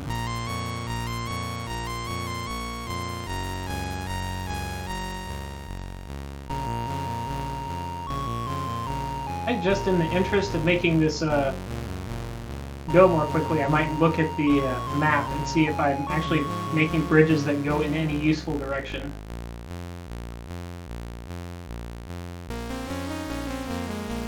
So I could spend a lot of time building bridges in random directions and not getting it. Free Island. Yes, I am in fact building a bridge in a useless direction. Here is our map. Oh wait, you can't see anything. I think there's a pause key in the game, but I don't remember what it is. Might be run stop. So yeah, so here we are, and we are on I believe we are on the far right. Oh yeah, there's a big cluster of resources that I can build a bridge to in the upper right there, but looks like what I need to do is build a bridge to the west instead of what I'm doing. So I could bridge, might not be any worse bridging from down here to the west. This might actually be a little closer.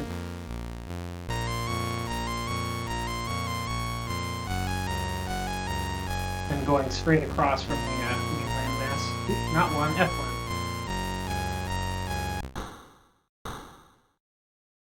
Turn the music off to hear if anything's shooting at anything, which I guess it is. Build. other things I can build besides, I've already built some walls, and of course I'm building plenty of bridges and gas refineries and solar panels. Yeah, there's like like half of the game manual is the maps. There's like 12, 13 maps on the disc.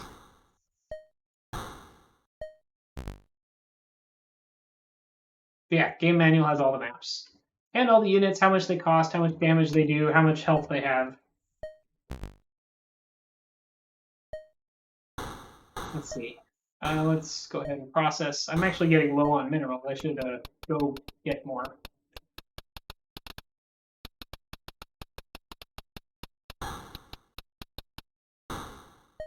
Fortunately, I'm going to have to build a bridge to get more crystals, it looks like.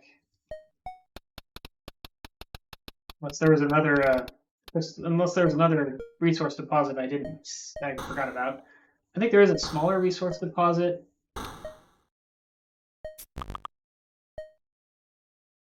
Oops, close that.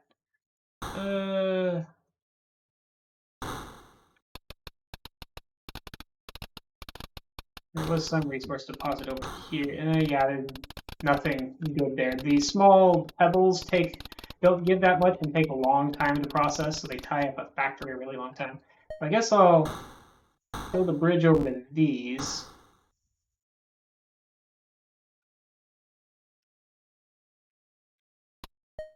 That won't take me very long, and I do need the minerals from that. The one thing I would like better in this game is if there was a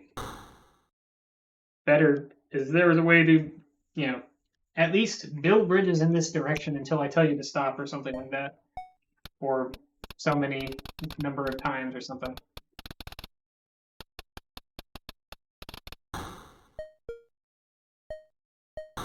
Oh, that one's already processing some. Now I want to have even more factories. Maybe when my minerals start to fill up again, I'll try to build a third factory.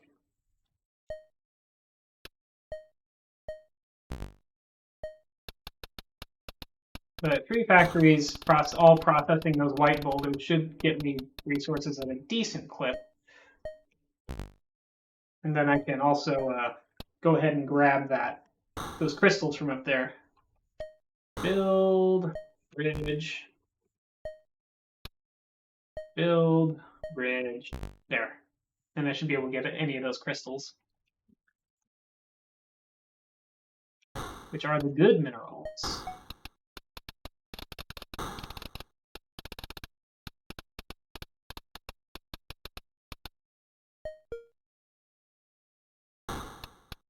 Go ahead and grab a couple of them to put in place. So yeah, other things I can build are that I haven't built yet. I guess the main thing is the missile silo, which lets you build a missile that you can target at a certain set of coordinates, and it'll kill everything in a 5x5 or a 5 square radius explosion, which is basically a whole screen. Almost. I guess from the center of the screen is 5 tiles in any direction to the edge, so presumably it'd kill the whole screen of things. My tanks, in addition to being able to move, shoot, and go into sentry mode and shoot automatically, but slower, also have a self-destruct that does quite a lot of damage. And I lost my chat window. Where'd it go? Oh, there it is. Guess, yeah, hello again.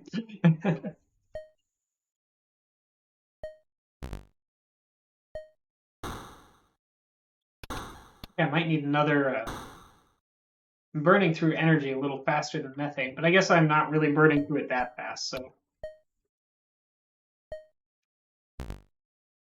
Each bridge segment takes 1 energy, I guess. Mostly it takes in a few minerals.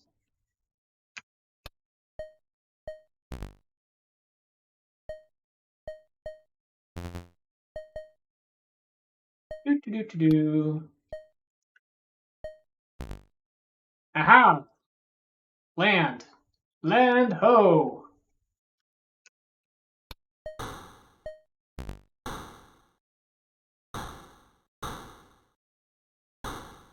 Now build yet another. Oh wait, I can't build another tank. All my factories are busy. I guess I'll take one of these tanks off of. Oh, I can also use a cursor to select things. So I'll take this tank offline and go. Ooh. They get kind of close, actually. Maybe what I'll do, I'll take this tank, move it over a little. And I kind of still want it, well, at least move it over one so that it can start shooting at that guy a little sooner. Maybe I can build another wall over here in a good place to, yeah, I can put a wall right where they keep coming through there. Oop. I want to keep my builder out of range of those guys. Come on. Go kill it. Build brick wall.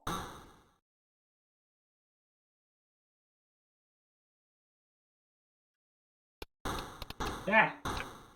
My builder will, I'm pretty sure 2 hits from one of those will kill my builder, so. Let's see if they don't get quite as far now. I think they can move diagonally, but maybe just sometimes they move 2 spaces at once. Oh yeah, he seems more confused now. That seems better. Let's finish our bridge over here.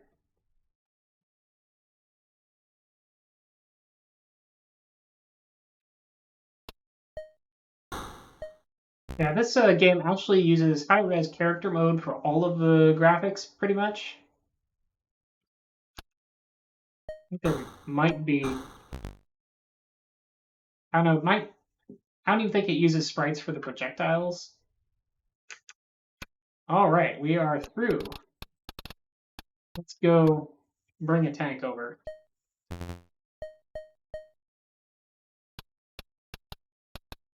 Oops, put my other builder in the way.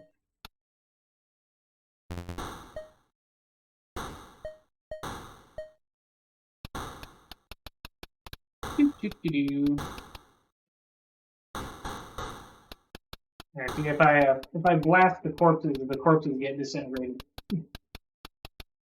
Dude, so I can clean those up, but all right, bridge. Wee. Okay, let's have a look around. One thing I would finding more minerals would not hurt. And another tank.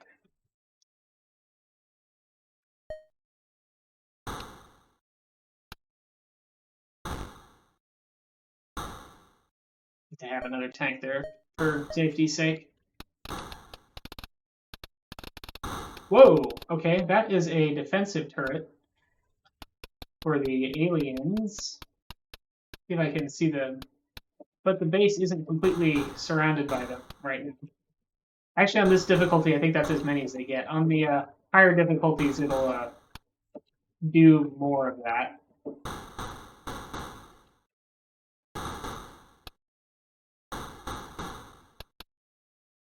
I want to kill this thing. Takes a bunch of hits. I could also run up to it and self-destruct on it, but this way I get to keep my tank.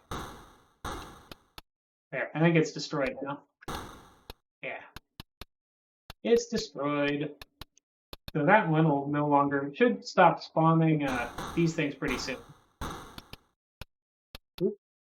I should be using WASD. It'll work more reliably than the arrow keys when I start pressing them rapidly.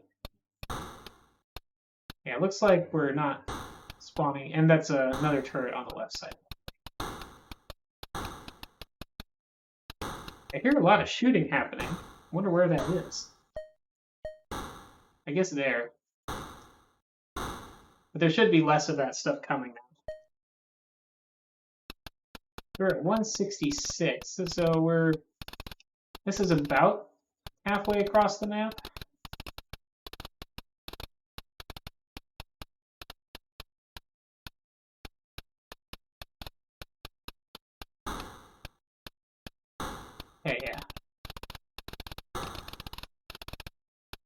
go up a bit. Would be good if there are more resources to find those, or if I see more aliens crossing the map, that'll give me an idea of where to look for the next base.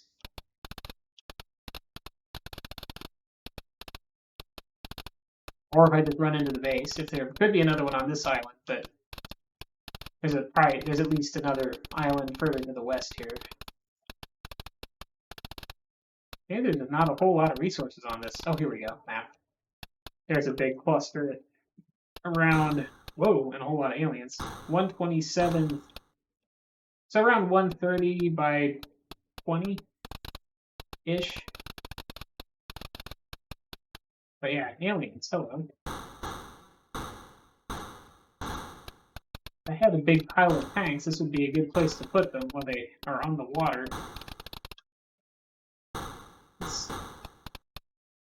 Oh, and here's some geysers too.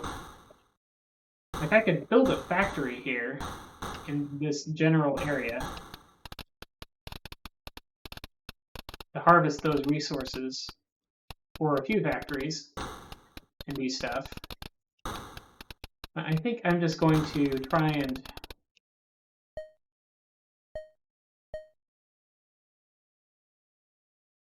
I have this other tank over here that's guarding these factories, but it's seen no action at all. Also, these tanks I don't think are in a position anymore where they'll be actually shooting at anything. I think all the aliens are coming across from further north. Whoop! Yeah, like up here. Let's try hitting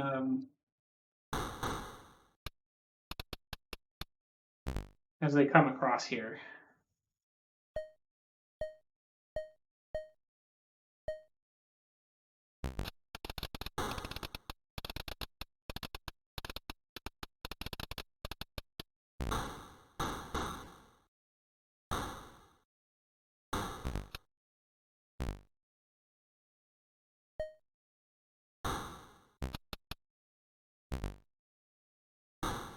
And spacing them like here.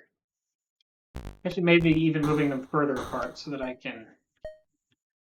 Actually, here's a question. Can I? Okay, I cannot scroll the map with that cursor. So if it's not actually on the same screen. No, not that tank. This tank? This tank. I think. 190. So my scout tank is tank 6. It's a little hard to keep track of which tank is which. And which builder is which. Speaking of builders, now that since my gas and energy are real high and my minerals, I think I'm gonna build a missile silo. Missile silos are expensive, and then you have to build the missiles, which are also kind of expensive. The silo takes a lot of minerals, but the missiles themselves take more energy, methane, but still some minerals.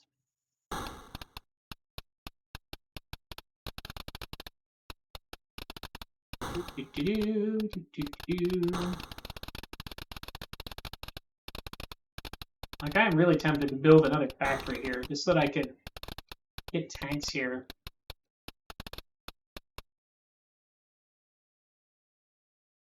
If I need to, without having to move them all the way around.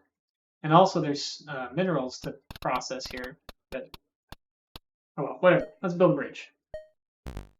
Bridge to the west. Bridge to the west.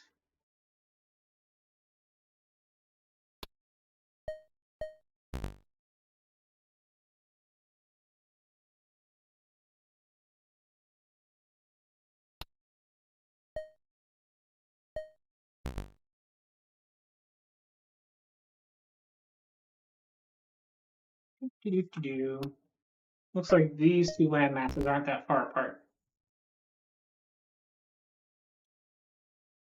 Though if I'd done this a little further south, looks like they're even closer together.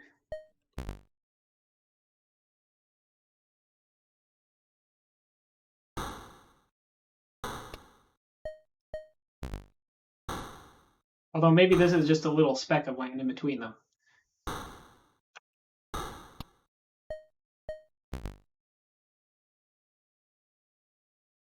Do, do, do, do.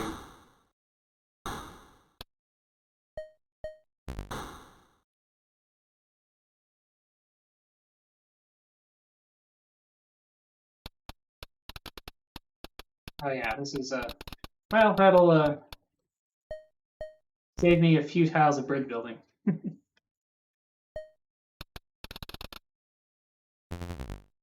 Oops.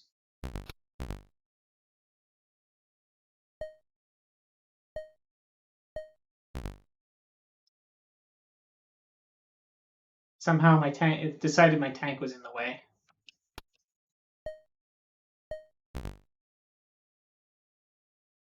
Doop, doop, doop, doop.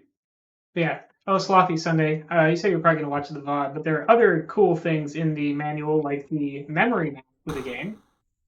Oops. Of course, it would help if I actually this.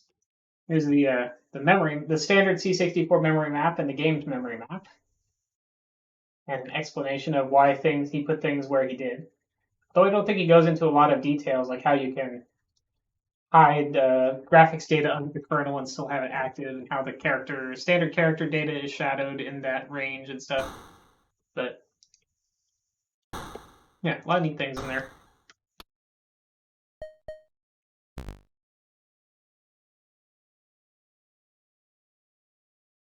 Boop, boop, boop, boop.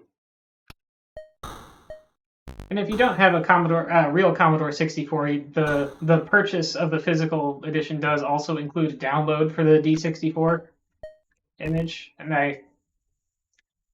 as when I got it at my birthday at my parents' house, and I downloaded it on my phone to look at it quickly. But the keyboard input isn't ideal for the emulator on the phone.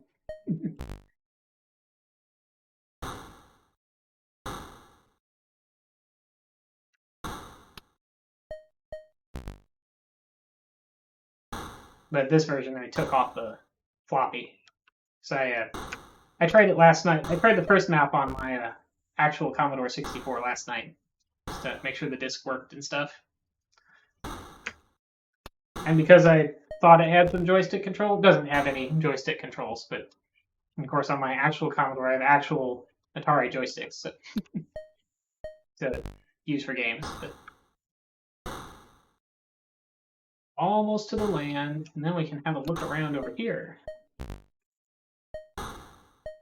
6? Tank 6, that's right. Okay, we're at 6838. So we were closer to the top of the map. And yeah, there's the thing. The things we're streaming at, okay, looks like they're streaming from 2 places probably. So we do seem like we probably have, oh wow, that's a bunch of guys. They're coming out of there somewhere. 45, 39.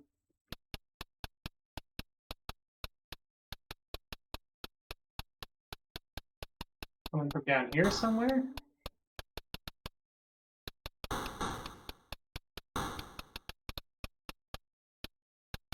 Oh, hurry up. I think one more hit of that will set my tank to 0 health, but not kill it. I think 2 more hits. Ooh. Yep, I just survived that and can finish this thing off from this position. Don't have to go run into it and self-destruct.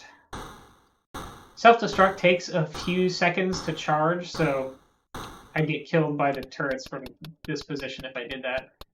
So the other ones I thought were coming from up the top, but I might be wrong about that.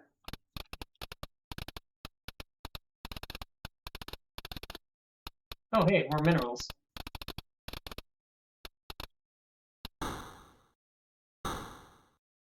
Speaking of minerals, let's go get more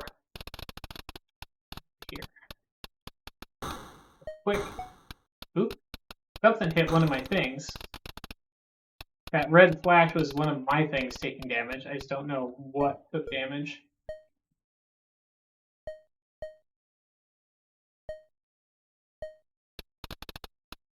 Let's go fill up on minerals, because I think I'm going to build a factory over there.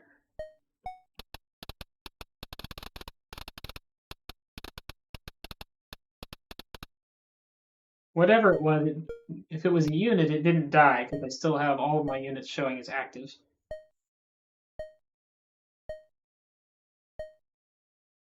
8413. So up here is where, yeah, all of those are.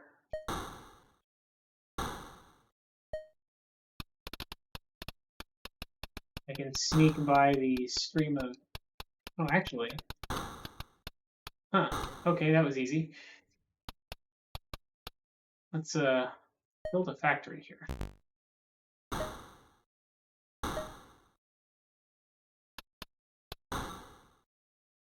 Maybe even 2 factories so that I can process some of these minerals here.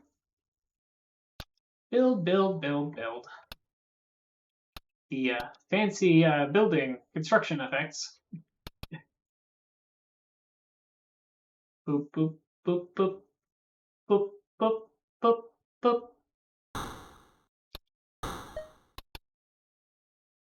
Of course, right now I don't have any unit slots to build another tank.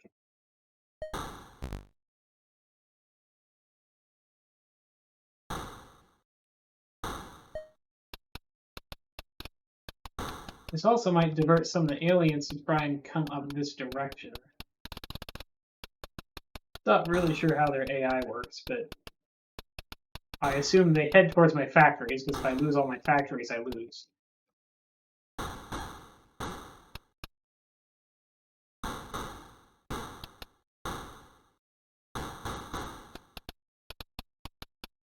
Ooh, okay, so 5835. Let's adjust X coordinates.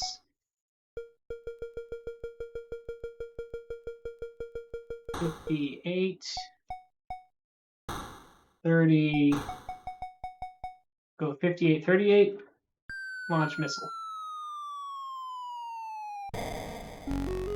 And that blew up the last base.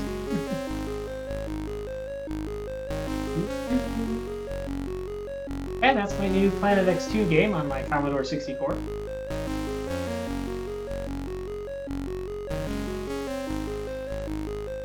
Now the last thing is a Lucasfilm game for the Commodore 64 that I've mentioned briefly on my last stream. Yeah, this game is cool. The manual is nice full color manual. See. This Lucasfilm game, however, I don't have a way of running without using my actual Commodore hardware. So I'll have to, so it'll take a little while to load. So this is Koronis Rift.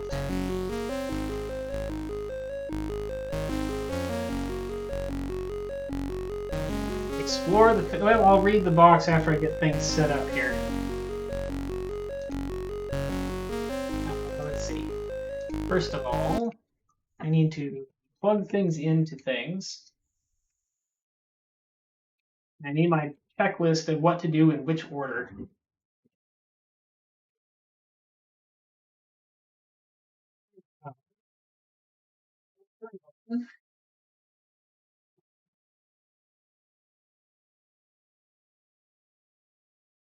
Let's see.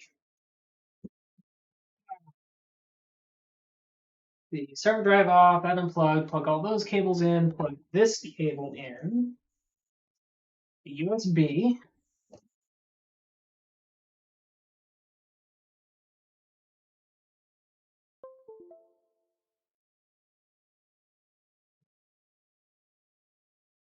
Let's see, next. Turn on drive power switch. There we go. Yeah, just to give you an idea what we have going on here, if my camera cable will reach, we have this little gizmo that you can plug a Commodore 64 drive into. If I had a parallel modded drive, I could plug that into there, and then I could do full disk scans and get all the data off a disk. As it is, when I image a disk, I can only get the stuff that's in like standard formatted sectors. And this is the Commodore 64 floppy drive. It is quite large and quite heavy because it has the power transformer built into the back. They also tend to get hot, and it's easy to overheat them if you use them for extended periods of time.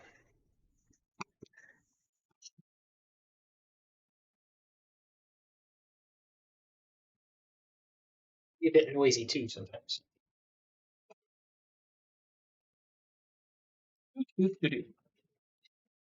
But yeah, where's my disc? Where's my floppy?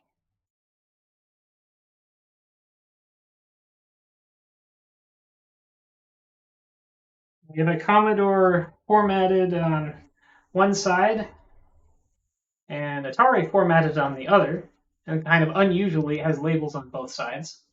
This label's kind of deteriorated, but yeah.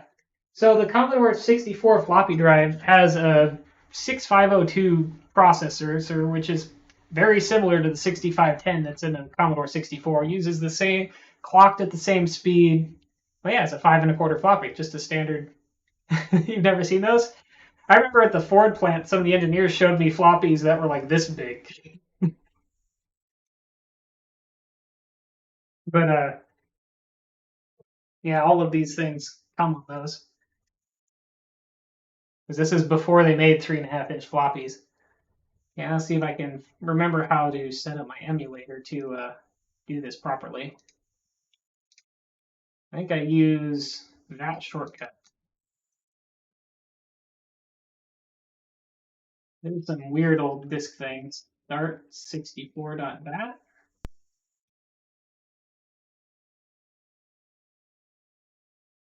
Okay, I don't want to put the floppy in yet because I want to get the drive recognized first.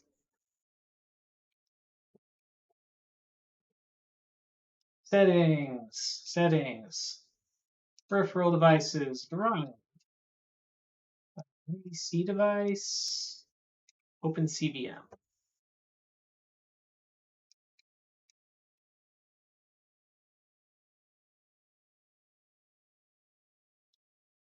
Okay, it's blinking at me, so I think that means something. Let's see what happens if I, oops. Okay, my key map is being wrong again, but hey, it's trying to load the directory.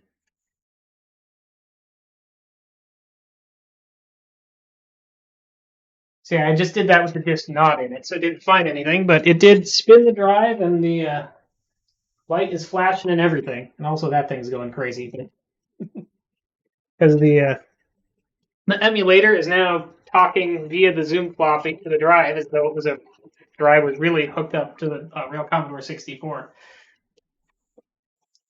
That drive is basically its own computer. It has its 6502 processor running at about the same speed as the Commodore 64's own main CPU. It has its own 2K of memory and some ROM, and so the drive is programmable. The Commodore can send commands, basically send update the drive's memory, and the drive can run code out of that out of its RAM to do bizarre, crazy things that are useful for A, fast loaders, and B, copy protection. Mainly. Because the interface between the Commodore and the drive is so slow, you don't really want to do decompression on the drive. You want compressed stuff to come into the Commodore 64 because the slow part of the whole load process is usually the transfer of data from the drive to the Commodore, not the reading of the disk. Which is why fast load software can make such a big difference because it can do new routines on both the drive for reading and also on the C64 and drive together for communicating. Let's just look at the directory here, but the answer is always load star, pretty much for any commercial game.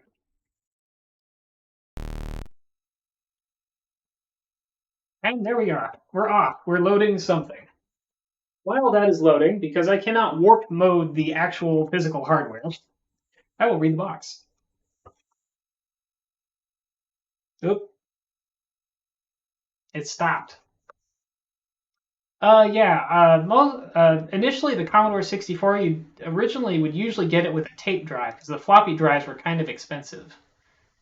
But we actually have 2 floppy drives. You can connect up to 8 floppy drives to a single Commodore 64 as well.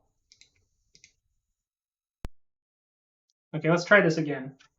Let's maybe double check what the manual says for loading, but I'm sure it's load star come 1. It might have failed because I had failed commands first, and some games that have autoloaders, the autoloader only works if you have not done anything else. It also might not work just this way. I just haven't found. Yeah, load star come 1. I've just not actually had a game fail. Hold on. Yeah, I think it doesn't like this. So either I have a disk problem or just doing this setup doesn't work. Oh well, I'll have to use a different version of this, I guess. Well, that was worth a try. Sadly, it did not work. This actually, I don't think I've ever had a game fail to work with this emulation setup before, but apparently, first time is for everything. That's the other thing I could try is a more recent version of Vice, because this shortcut is hooked up to an older version. Let me just try that. I'll update my shortcut point at my current version. 3.6.1 Win64. 3.6.1 Win64.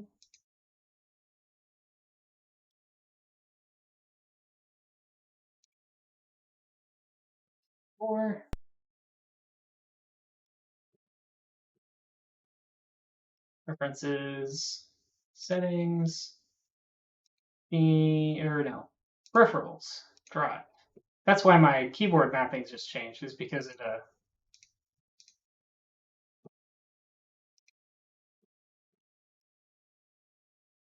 because I actually changed to an old swap to the older version of that emulator without realizing it.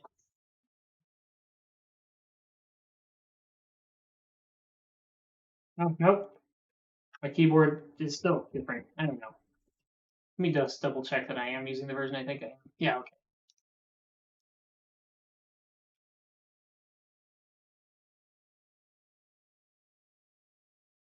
Oh, but now the things are not talking to each other.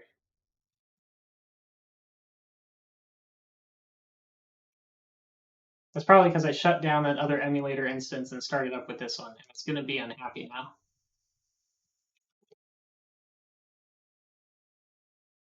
It is quite picky when it comes to swapping to and from the real hardware.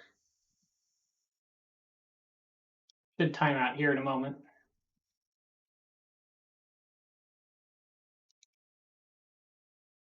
I think I want to force kill it. I can reset it with a different tool,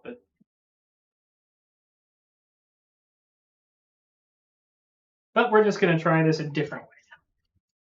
That way is to use the use the tape drive version that I have as an image. The tape drive version is basically the same, except that it doesn't allow you to replay the same rift over and over again, which is pretty lousy, but oh well. Close program. Oh well, you got to see it read the directory, I guess. That's about all we're getting today from the real hardware. It would probably, at some point, I'll probably do a stream where I'm actually streaming my Commodore 64. Well, I mean, what might really ought to melt your brain is that you could even just use a standard cassette player. You don't even need to use the Commodore dataset drive necessarily. You can use a standard cassette player, plug the audio cable into some computers, and get it to read the data off the tape. But yeah, the only thing I actually have on a data set is an old assembler. We had exactly one uh, cassette, the Zortek assembler, and that was the only thing we had for the tape drive. But yeah, the tape drive is kind of the default for. It was originally the default for Commodore 64. If you do load and don't give it a device number, it will assume you mean the tape. It'll say press play on tape and wait for you to press play on the tape player to start. doing anything.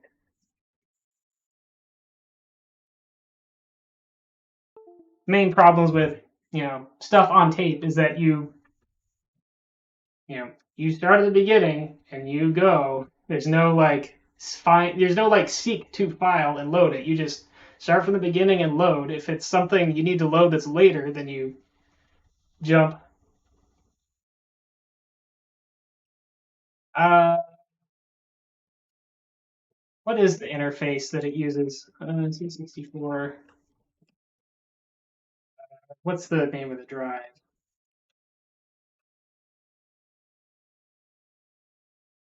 Yeah, there's a Commodore 64 data set. Oh yeah, I guess it does have a special connector it uses.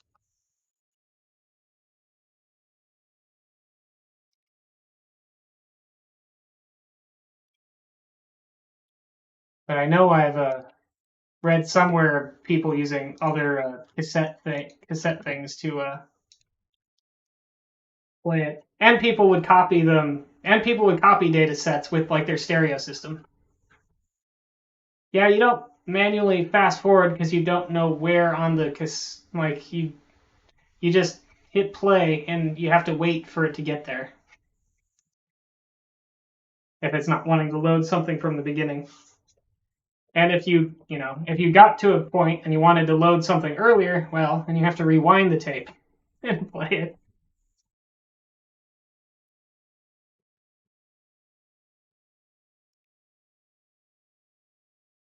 Let's see. So what am I looking for? I believe I have a working tape version of Koronis Rift. I don't remember if it's PAL or NTSC. But it might work on both anyway. A lot of you requires a PAL and NTSC requires some quite considerable amount of different programming depending on what you're doing. Uh, as far as for but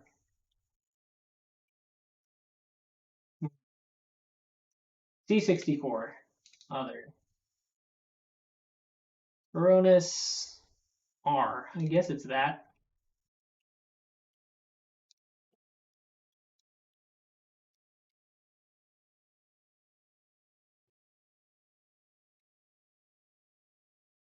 But generally speaking, things work the same for PAL and Commodore 64. The things that are mostly broken on them are the SID chip. Uh, because the clock speeds, I think it's because the clock speeds are a little different. The SID chip makes different pitches given the same data, so your audio is different. And for video, the PAL systems run at 50 frames per second, and the NTSC run at 60 frames a second. So there's that difference. But you also have but because of that, it also has a different number of raster lines per frame. And PAL, you get more raster lines because the vertical blank is bigger. So you have more raster lines where it's not actually drawing anything. And the NTSC gets, on the other hand, because it's clocked slightly faster, gets one more cycle per raster line. You still have a lot less time to draw a single frame, but you do run slightly faster. Although, because you have more frames, that means you have more bad lines, so the overall speed still isn't really better. So things that require very specific timing or waiting for a certain raster line that might not exist on NTSC have problems. So yeah, this one has a trainer that I'm just going to say no to. Yeah, it has a hint card. Lucasfilm Games. The manual is kind of looks like a technical manual for your ship. Is kind of the idea behind this manual, I believe. So it's kind of neat. It's black, white, and red. It has some red text. The picture is black.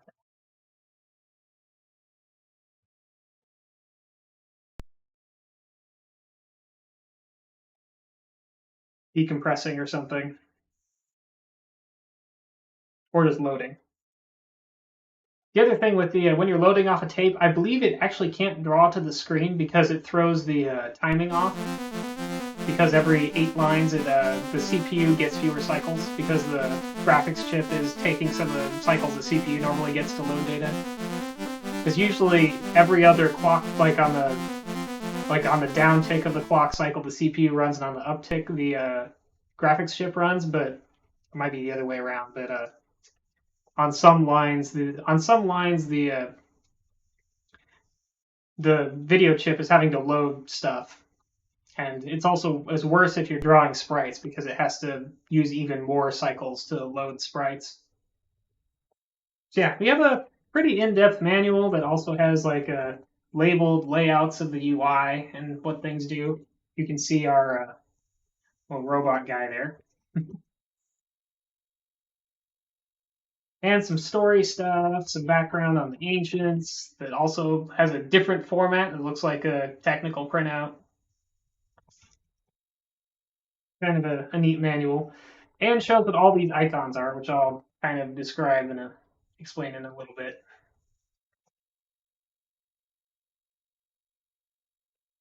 And has some, strategy and tactics and hint sections and stuff. So the idea of this crazy game is Lucasfilm Games Koronis Rift, a techno scavenger's dream. Explore the fabled Koronis Rift on a remote backwater planet enveloped in deadly radiation. Take part in this daring raid to claim the ancients' exotic technologies. As a rough and tumble techno scavenger, you will contend against hostile alien guards and vanquish them by destroying their powerful base. To survive, I've never actually done that. To survive, you must seize weapons and shields from abandoned space hulks. The secrets of the ancients are yours, if you dare. Although the speedrun of this looks like it is actually not that hard if you do it the speedrun way, which is just to skip to the last rift and replay it until you get a saucer whose color matches your shield, so you can take one hit repeatedly. But yeah, it calls this a first-person strategy and adventure, realistic bull shots on the back, by the way. These are from the Atari version that has. Well, I guess this does have an Atari disc in it, so it's not totally unfair. But the color, it is a little more colorful in the Atari version. The Atari version has to have, your Atari computer has to have upgraded RAM and an upgraded video chip in it for it to work. Whereas the Commodore, you have to have a stock Commodore. But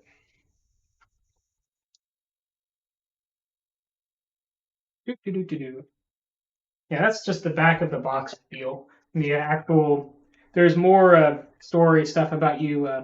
Syntech, that's the name of your robot. Your science droid analyzer. But yeah, there's a story stuff about you, about how you discover the legendary planet Koronis. Yeah, so we're up in our spaceship, and we can take our rover down to the surface to explore. Am I on the right joystick? I am not. There we go. So let's go to stay here. So down on the bottom here, we have our little cursor. I'll go ahead and put my filter back on. We have our two systems. We have our gun and we have our shield. So the thing on the left icon, each of these systems has two icons. The one on the left is what it is, and the one on the right is who made it. These, and the manual describes all of these. So we have our gun and our shield. And these are, not alien devices. These are devices that we've made, but they have a whole list of all the different aliens and what we know about them. Like there's a little tree icon, which is plant intelligence, used reflective leaves to defend itself from animals, capable of limited motion.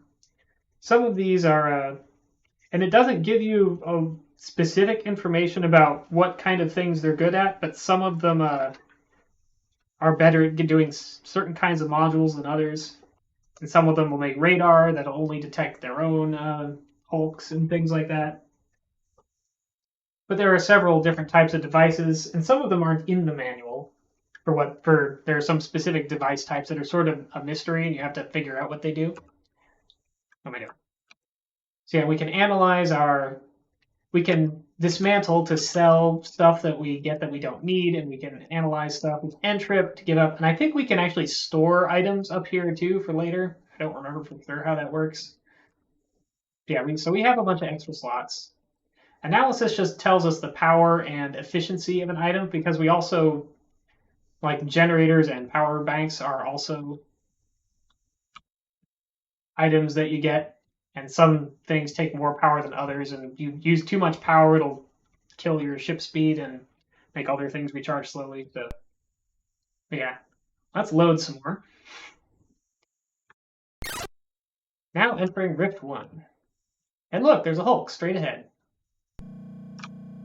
And here we are, moving around. In the upper left, we have a scanner that points us to the nearest Hulk.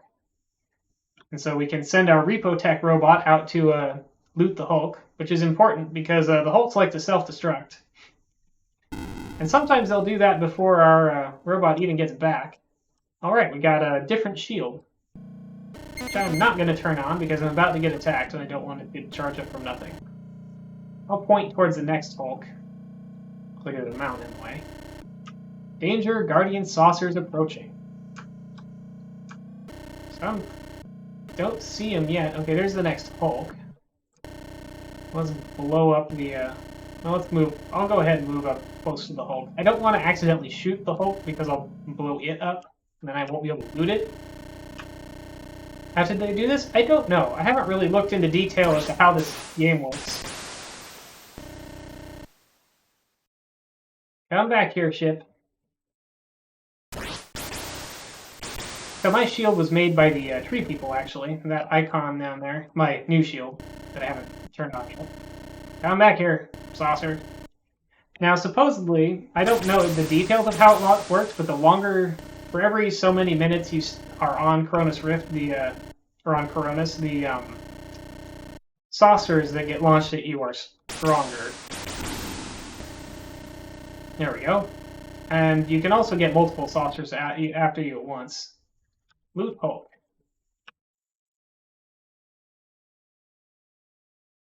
Okay, we got another thing.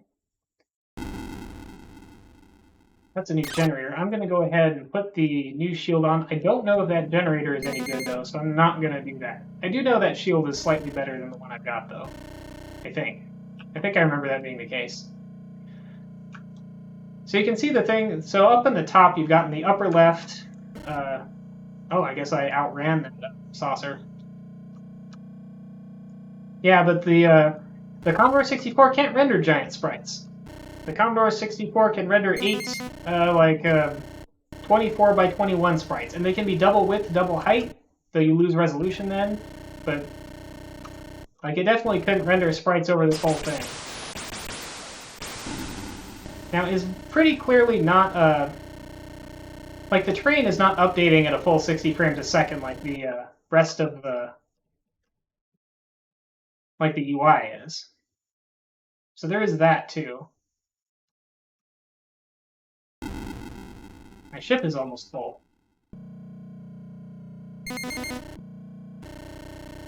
So it's probably rendering to a back buffer somewhere.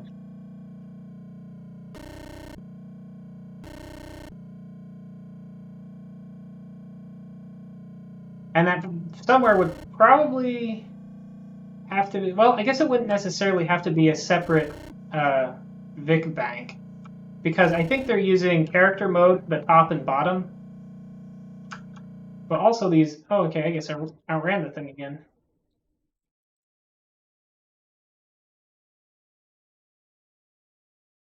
Yeah, I don't know how their data is structured, but, you know, the Commodore 64 also only has 64K of RAM, so...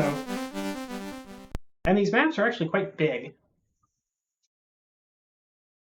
So I filled up my rover, so I'm heading back up. In my version that I have on disk, I could go back down to the same rift and continue exploring it, but we can't do that in this version. I think. I could be wrong. Maybe this version does have that. But I was thinking it didn't. Although it did say same one. Maybe I was looking at a different version before. I don't know. But yeah, let's have a look at our things. So this here is a generator.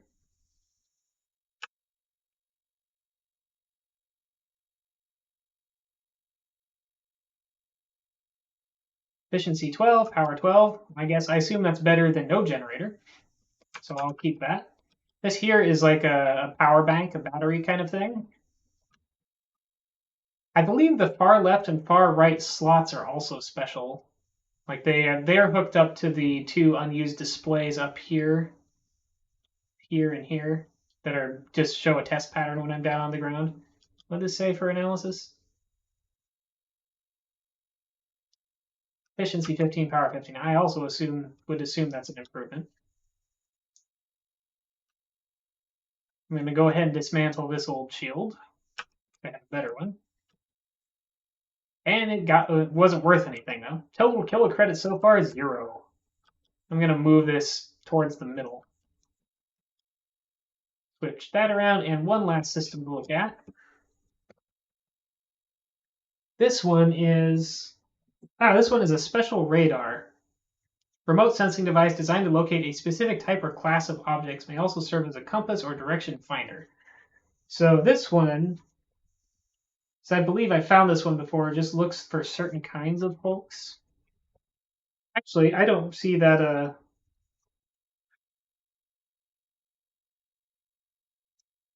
race icon in here either.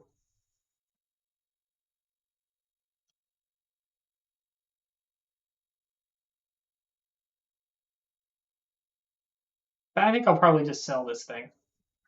Efficiency 10, power 10, value 100. I don't know. Its value is higher than I'd expect for something that's not useful, but I'll sell it. Total kill oh, it gave me 320. Interesting. I thought I had 0 and that was worth 100. Oh well. All right, we have some things. Let's so we could go down to the same rift and keep exploring this rift, or we could go to the next rift, or we could skip to rift 3. So I don't know. What should we do? We got 1, 2, or 3 for same rift, next rift, or oh, I never ran my bot. No wonder. Oops.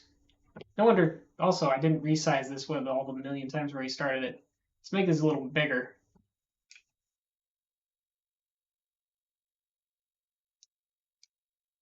Come on.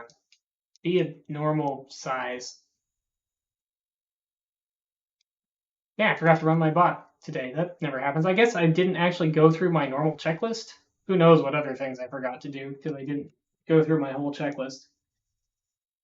Because I was too excited because I just got Skyfox working without having to use my actual... I guess I don't see anything else important that I forgot to do. Okay, let's go to another rift. I believe there are 20 rifts. And if you look online, you can find maps for all of them. That's how I know that they're actually pretty big, because I didn't know how big they were before.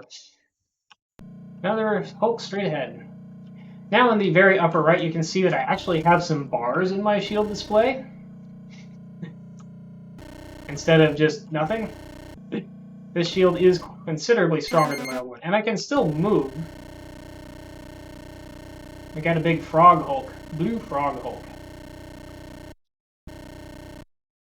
However, if you look at and that 0 to 100 thing just on the right of center, I don't actually have much power capacity in my gun, because that's where what that shows. Okay, got that guy. But I don't think it's worse than it was before. All right, let's loot this blue frog.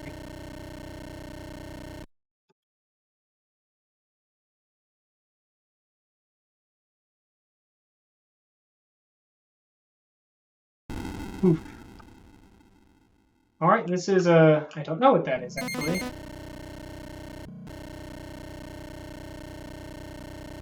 Guardian Saucer's approaching. Let's see if I can outrun it. Might be a drive system. I'll have to look at that when I get a chance. I guess I could turn it on and see if something changes.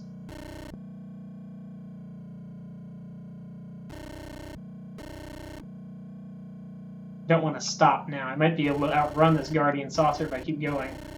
Well, except there's a Hulk, so if I don't outrun it real suddenly, I'm going to stop.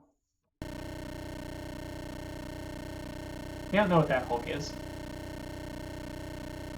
Where is the saucer? Sweet. Lavender color. Ow. On shield, charge back up. That's that top row of shield, which is not very strong. Ooh, that's close.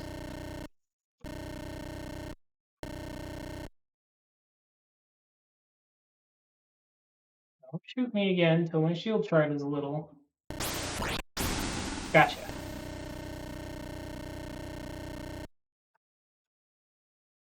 Loot the Hulk.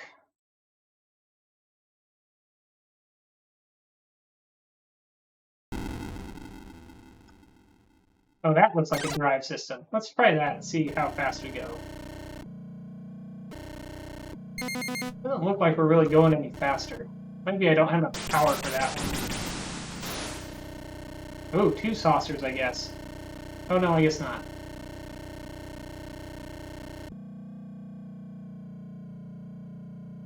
I guess I should go back to my ship anyway, because I'm full up on things. So yeah, that last thing I got was a drive. I'm not sure what the first one I got was, though. I guess I should have turned it on. See if it did anything interesting.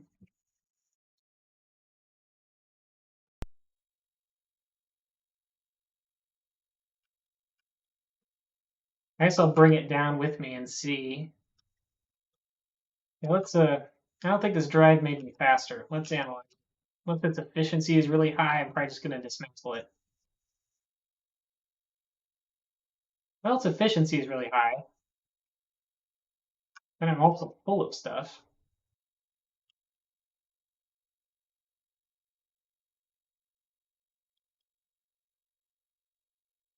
See what happens when I analyze this.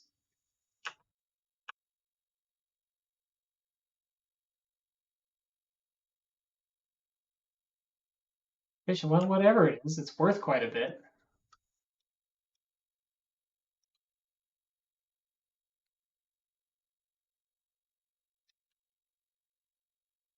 Need more slots, but I don't think you get any more slots. I really want to try and see what this thing does.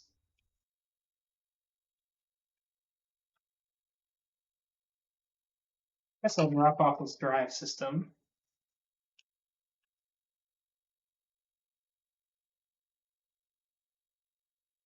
Dismantle it. And head down to the same rift and try turning that thing on and seeing if it does anything other than drain my power. Well, I don't have a display from it.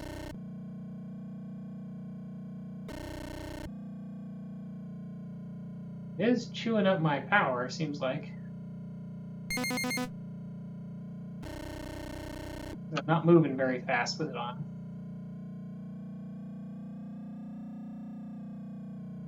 So this is also kind of rough terrain, which slows me down.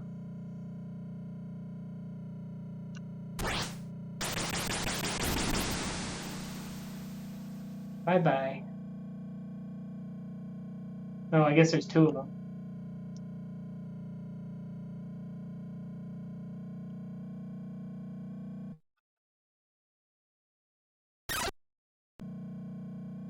Yeah, it'll go faster. Yeah, that thing definitely slows me down. Don't know what it's for. Here we have, like,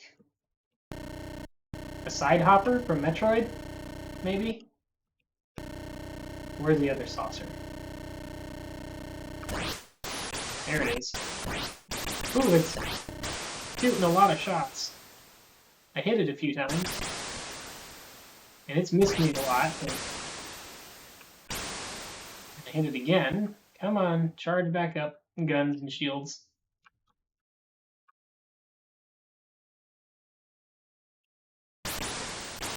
It's got a green gun. And it's a yellow saucer. So my red gun should work pretty decent on it. There we go. Need a bigger gun, I think. Already.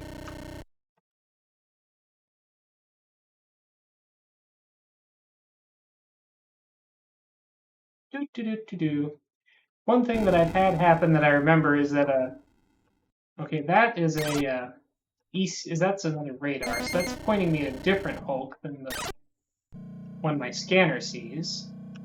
Or pointing me... I guess they could also just be like a compass or seek out something other than hulks. But probably they just seek out hulks that are of the same race.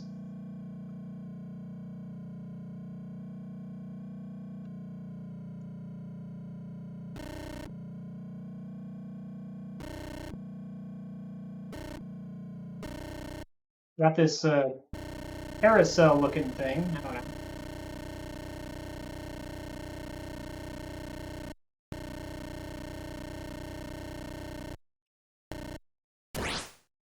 Ah, you missed. Where'd you go? Where'd you go? Come back here. There you are. Ow.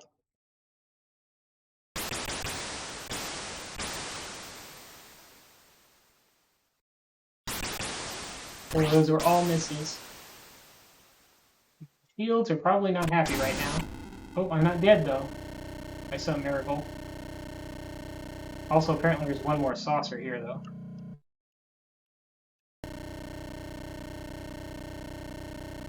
Nice that they can only shoot me if I'm looking at them. There's a yellow one, who also has a green gun. Be nice if he had a yellow gun. I've got some yellow shield left. And he tried to fly behind that rift.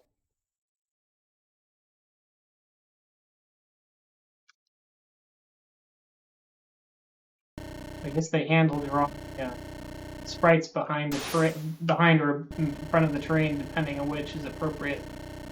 Okay, him I didn't see. Okay, my green has a recharge. My green shield is recharged a bit. Actually, green should be the most efficient that this shield is against.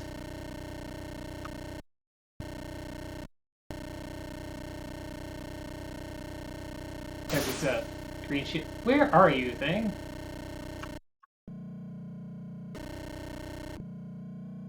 Network a little bit. Also, I can't go back to the ship while I'm under attack. I have to outrun or destroy all the saucers first.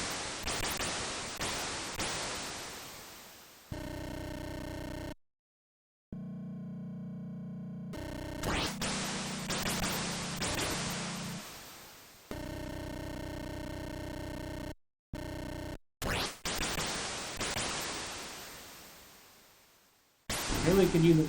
Oh, I got it. Really could use a bigger gun. I'm gonna replace this radar-y thing and then go back to the ship.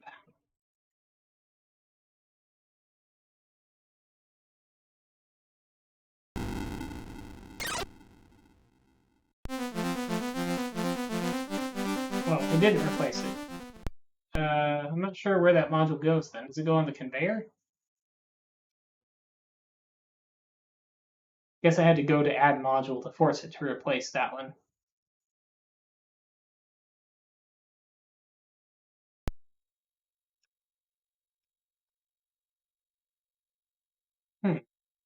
Yeah, I don't know.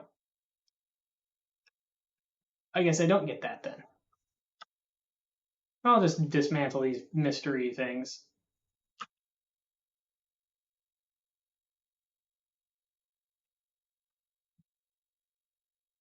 That was worth quite a bit, whatever it was. Yeah, looks like I don't have anything in storage.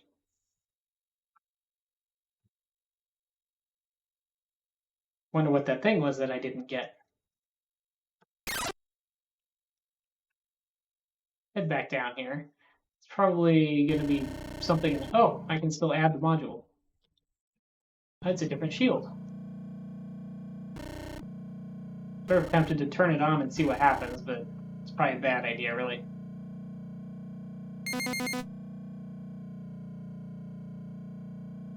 Try to get one more item and then head back to the ship and compare this shield with my other shield. Is that a hamburger? Looks like a hamburger from a distance. From up close, it looks like a top. Like a spinny top thing? I don't know. Ooh, that was weird. I saw that projectile change colors. He's ducking behind the rift. I don't like that. Come in front of me where I can see. Also, I didn't see which shield color that impacted, so I might not. Okay, it's purple. I might not be able to take more than one hit unless there's a long pause between shots like that. Nope, I'm dead. And that's Koronis Rift. So yeah, mystery items, big maps, lots of different things.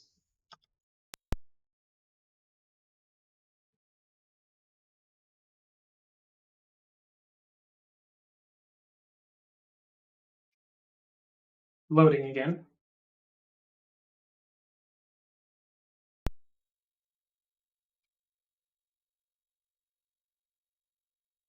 And we are back at the beginning. End trip. Oh yeah. Oh right. I guess you can save and load.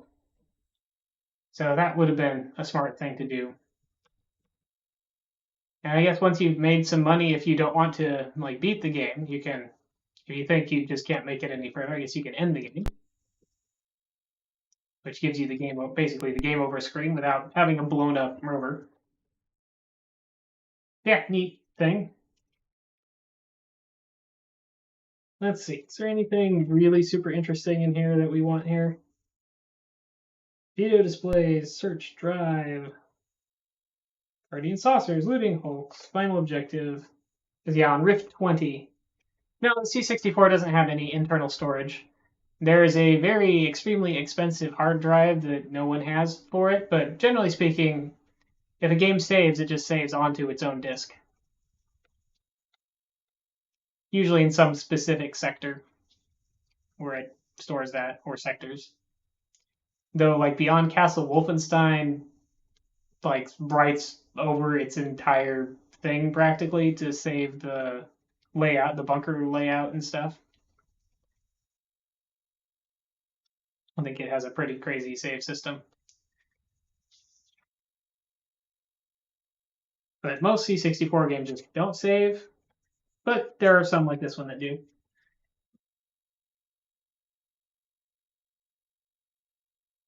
But yeah, I don't know if there's anything particularly interesting that I should read out of my manual or anything, but I should show the other games I brought up just for fun. I'm not going to play any of them now because it's getting too late, but see because I brought a couple other kind of cool boxes.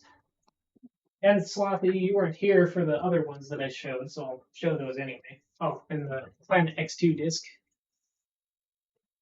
Nice, shiny, and new.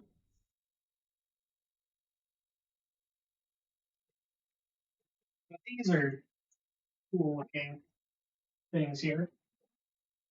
And I think you saw the manual. That, but I also, I played the last mode of Pecos Pete first, and Little Pipeline too. I just thought the box art for Pecos Pete was kind of goofy, especially since like the Pete in the game to me does not look anything like this guy.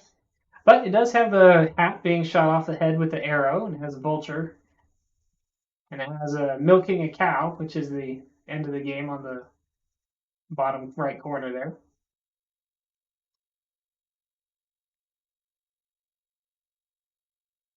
And then later in the stream, I showed some Skyfox,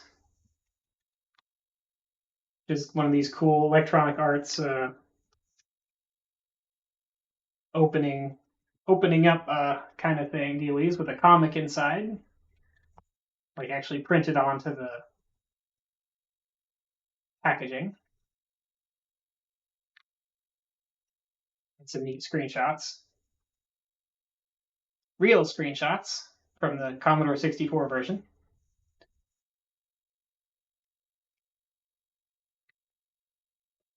Not too much of not a very exciting manual though. Just this purple on white deal, trifold, double-sided type deal. So one of the pages is about the warranty.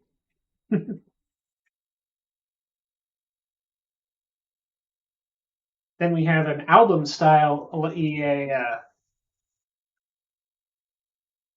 box.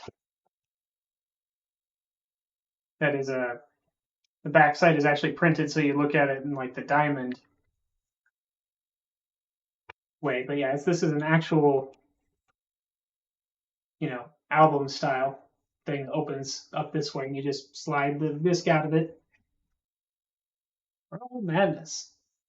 I believe this is the one that I have that has the really nasty copy protection that is designed to damage your drive if it doesn't find the right data the right way. So I have not tried to run this in a while. Not even sure if I want to try running it on my actual Commodore in case some of the data is bad in that section because it doesn't have checksums or anything there to even tell if it's wrong. And then we have the fold-out style of Electronic Arts Commodore 64, like the trifold out thing with the Bill Budge pinball construction set.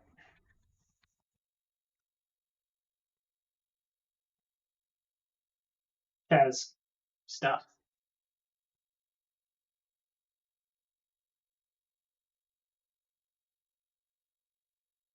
But this was a kind of a neat thing too. And I found in my graphics basic box for some reason the disc I had that had a couple of pinball machines made by this. I guess I put it back into this one though.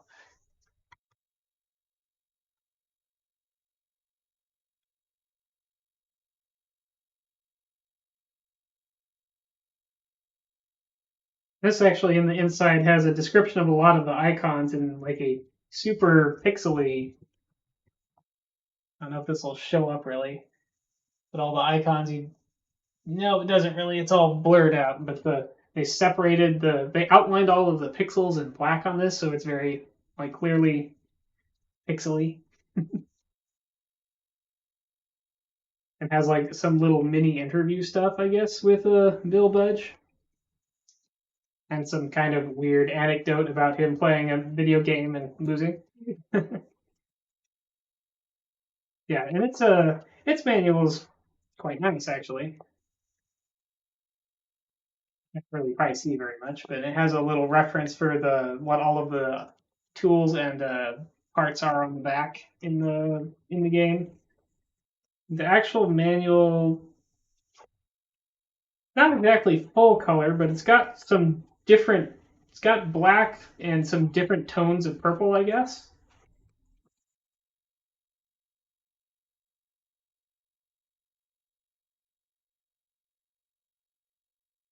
And a lot of white space. Like really, this manual has a lot of empty space. It's kind of different, but that's all my actual EA games that I have, I think, for the Commodore 64.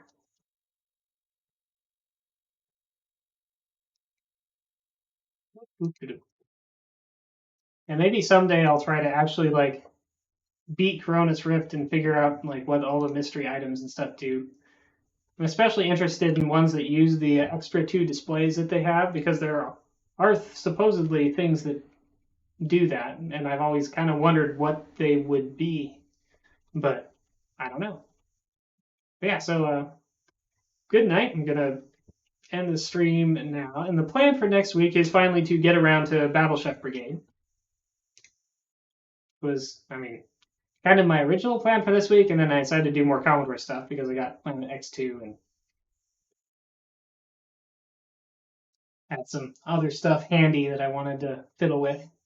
Had my floppy drive hooked up and everything. But yeah, thanks for the happy birthday, Slothy Sunday. Thanks for more cookies tomorrow, Rayburst. And yeah, Slothy, if you watch the VOD, I think should check out see Skyfox and have a look at that. Fortunately, I was able to warp through some of its loading because yeah, that game takes at least as long to do its copy protection routines as the actual loading parts. It's no wonder those EA games took so long to load. But yeah, good night.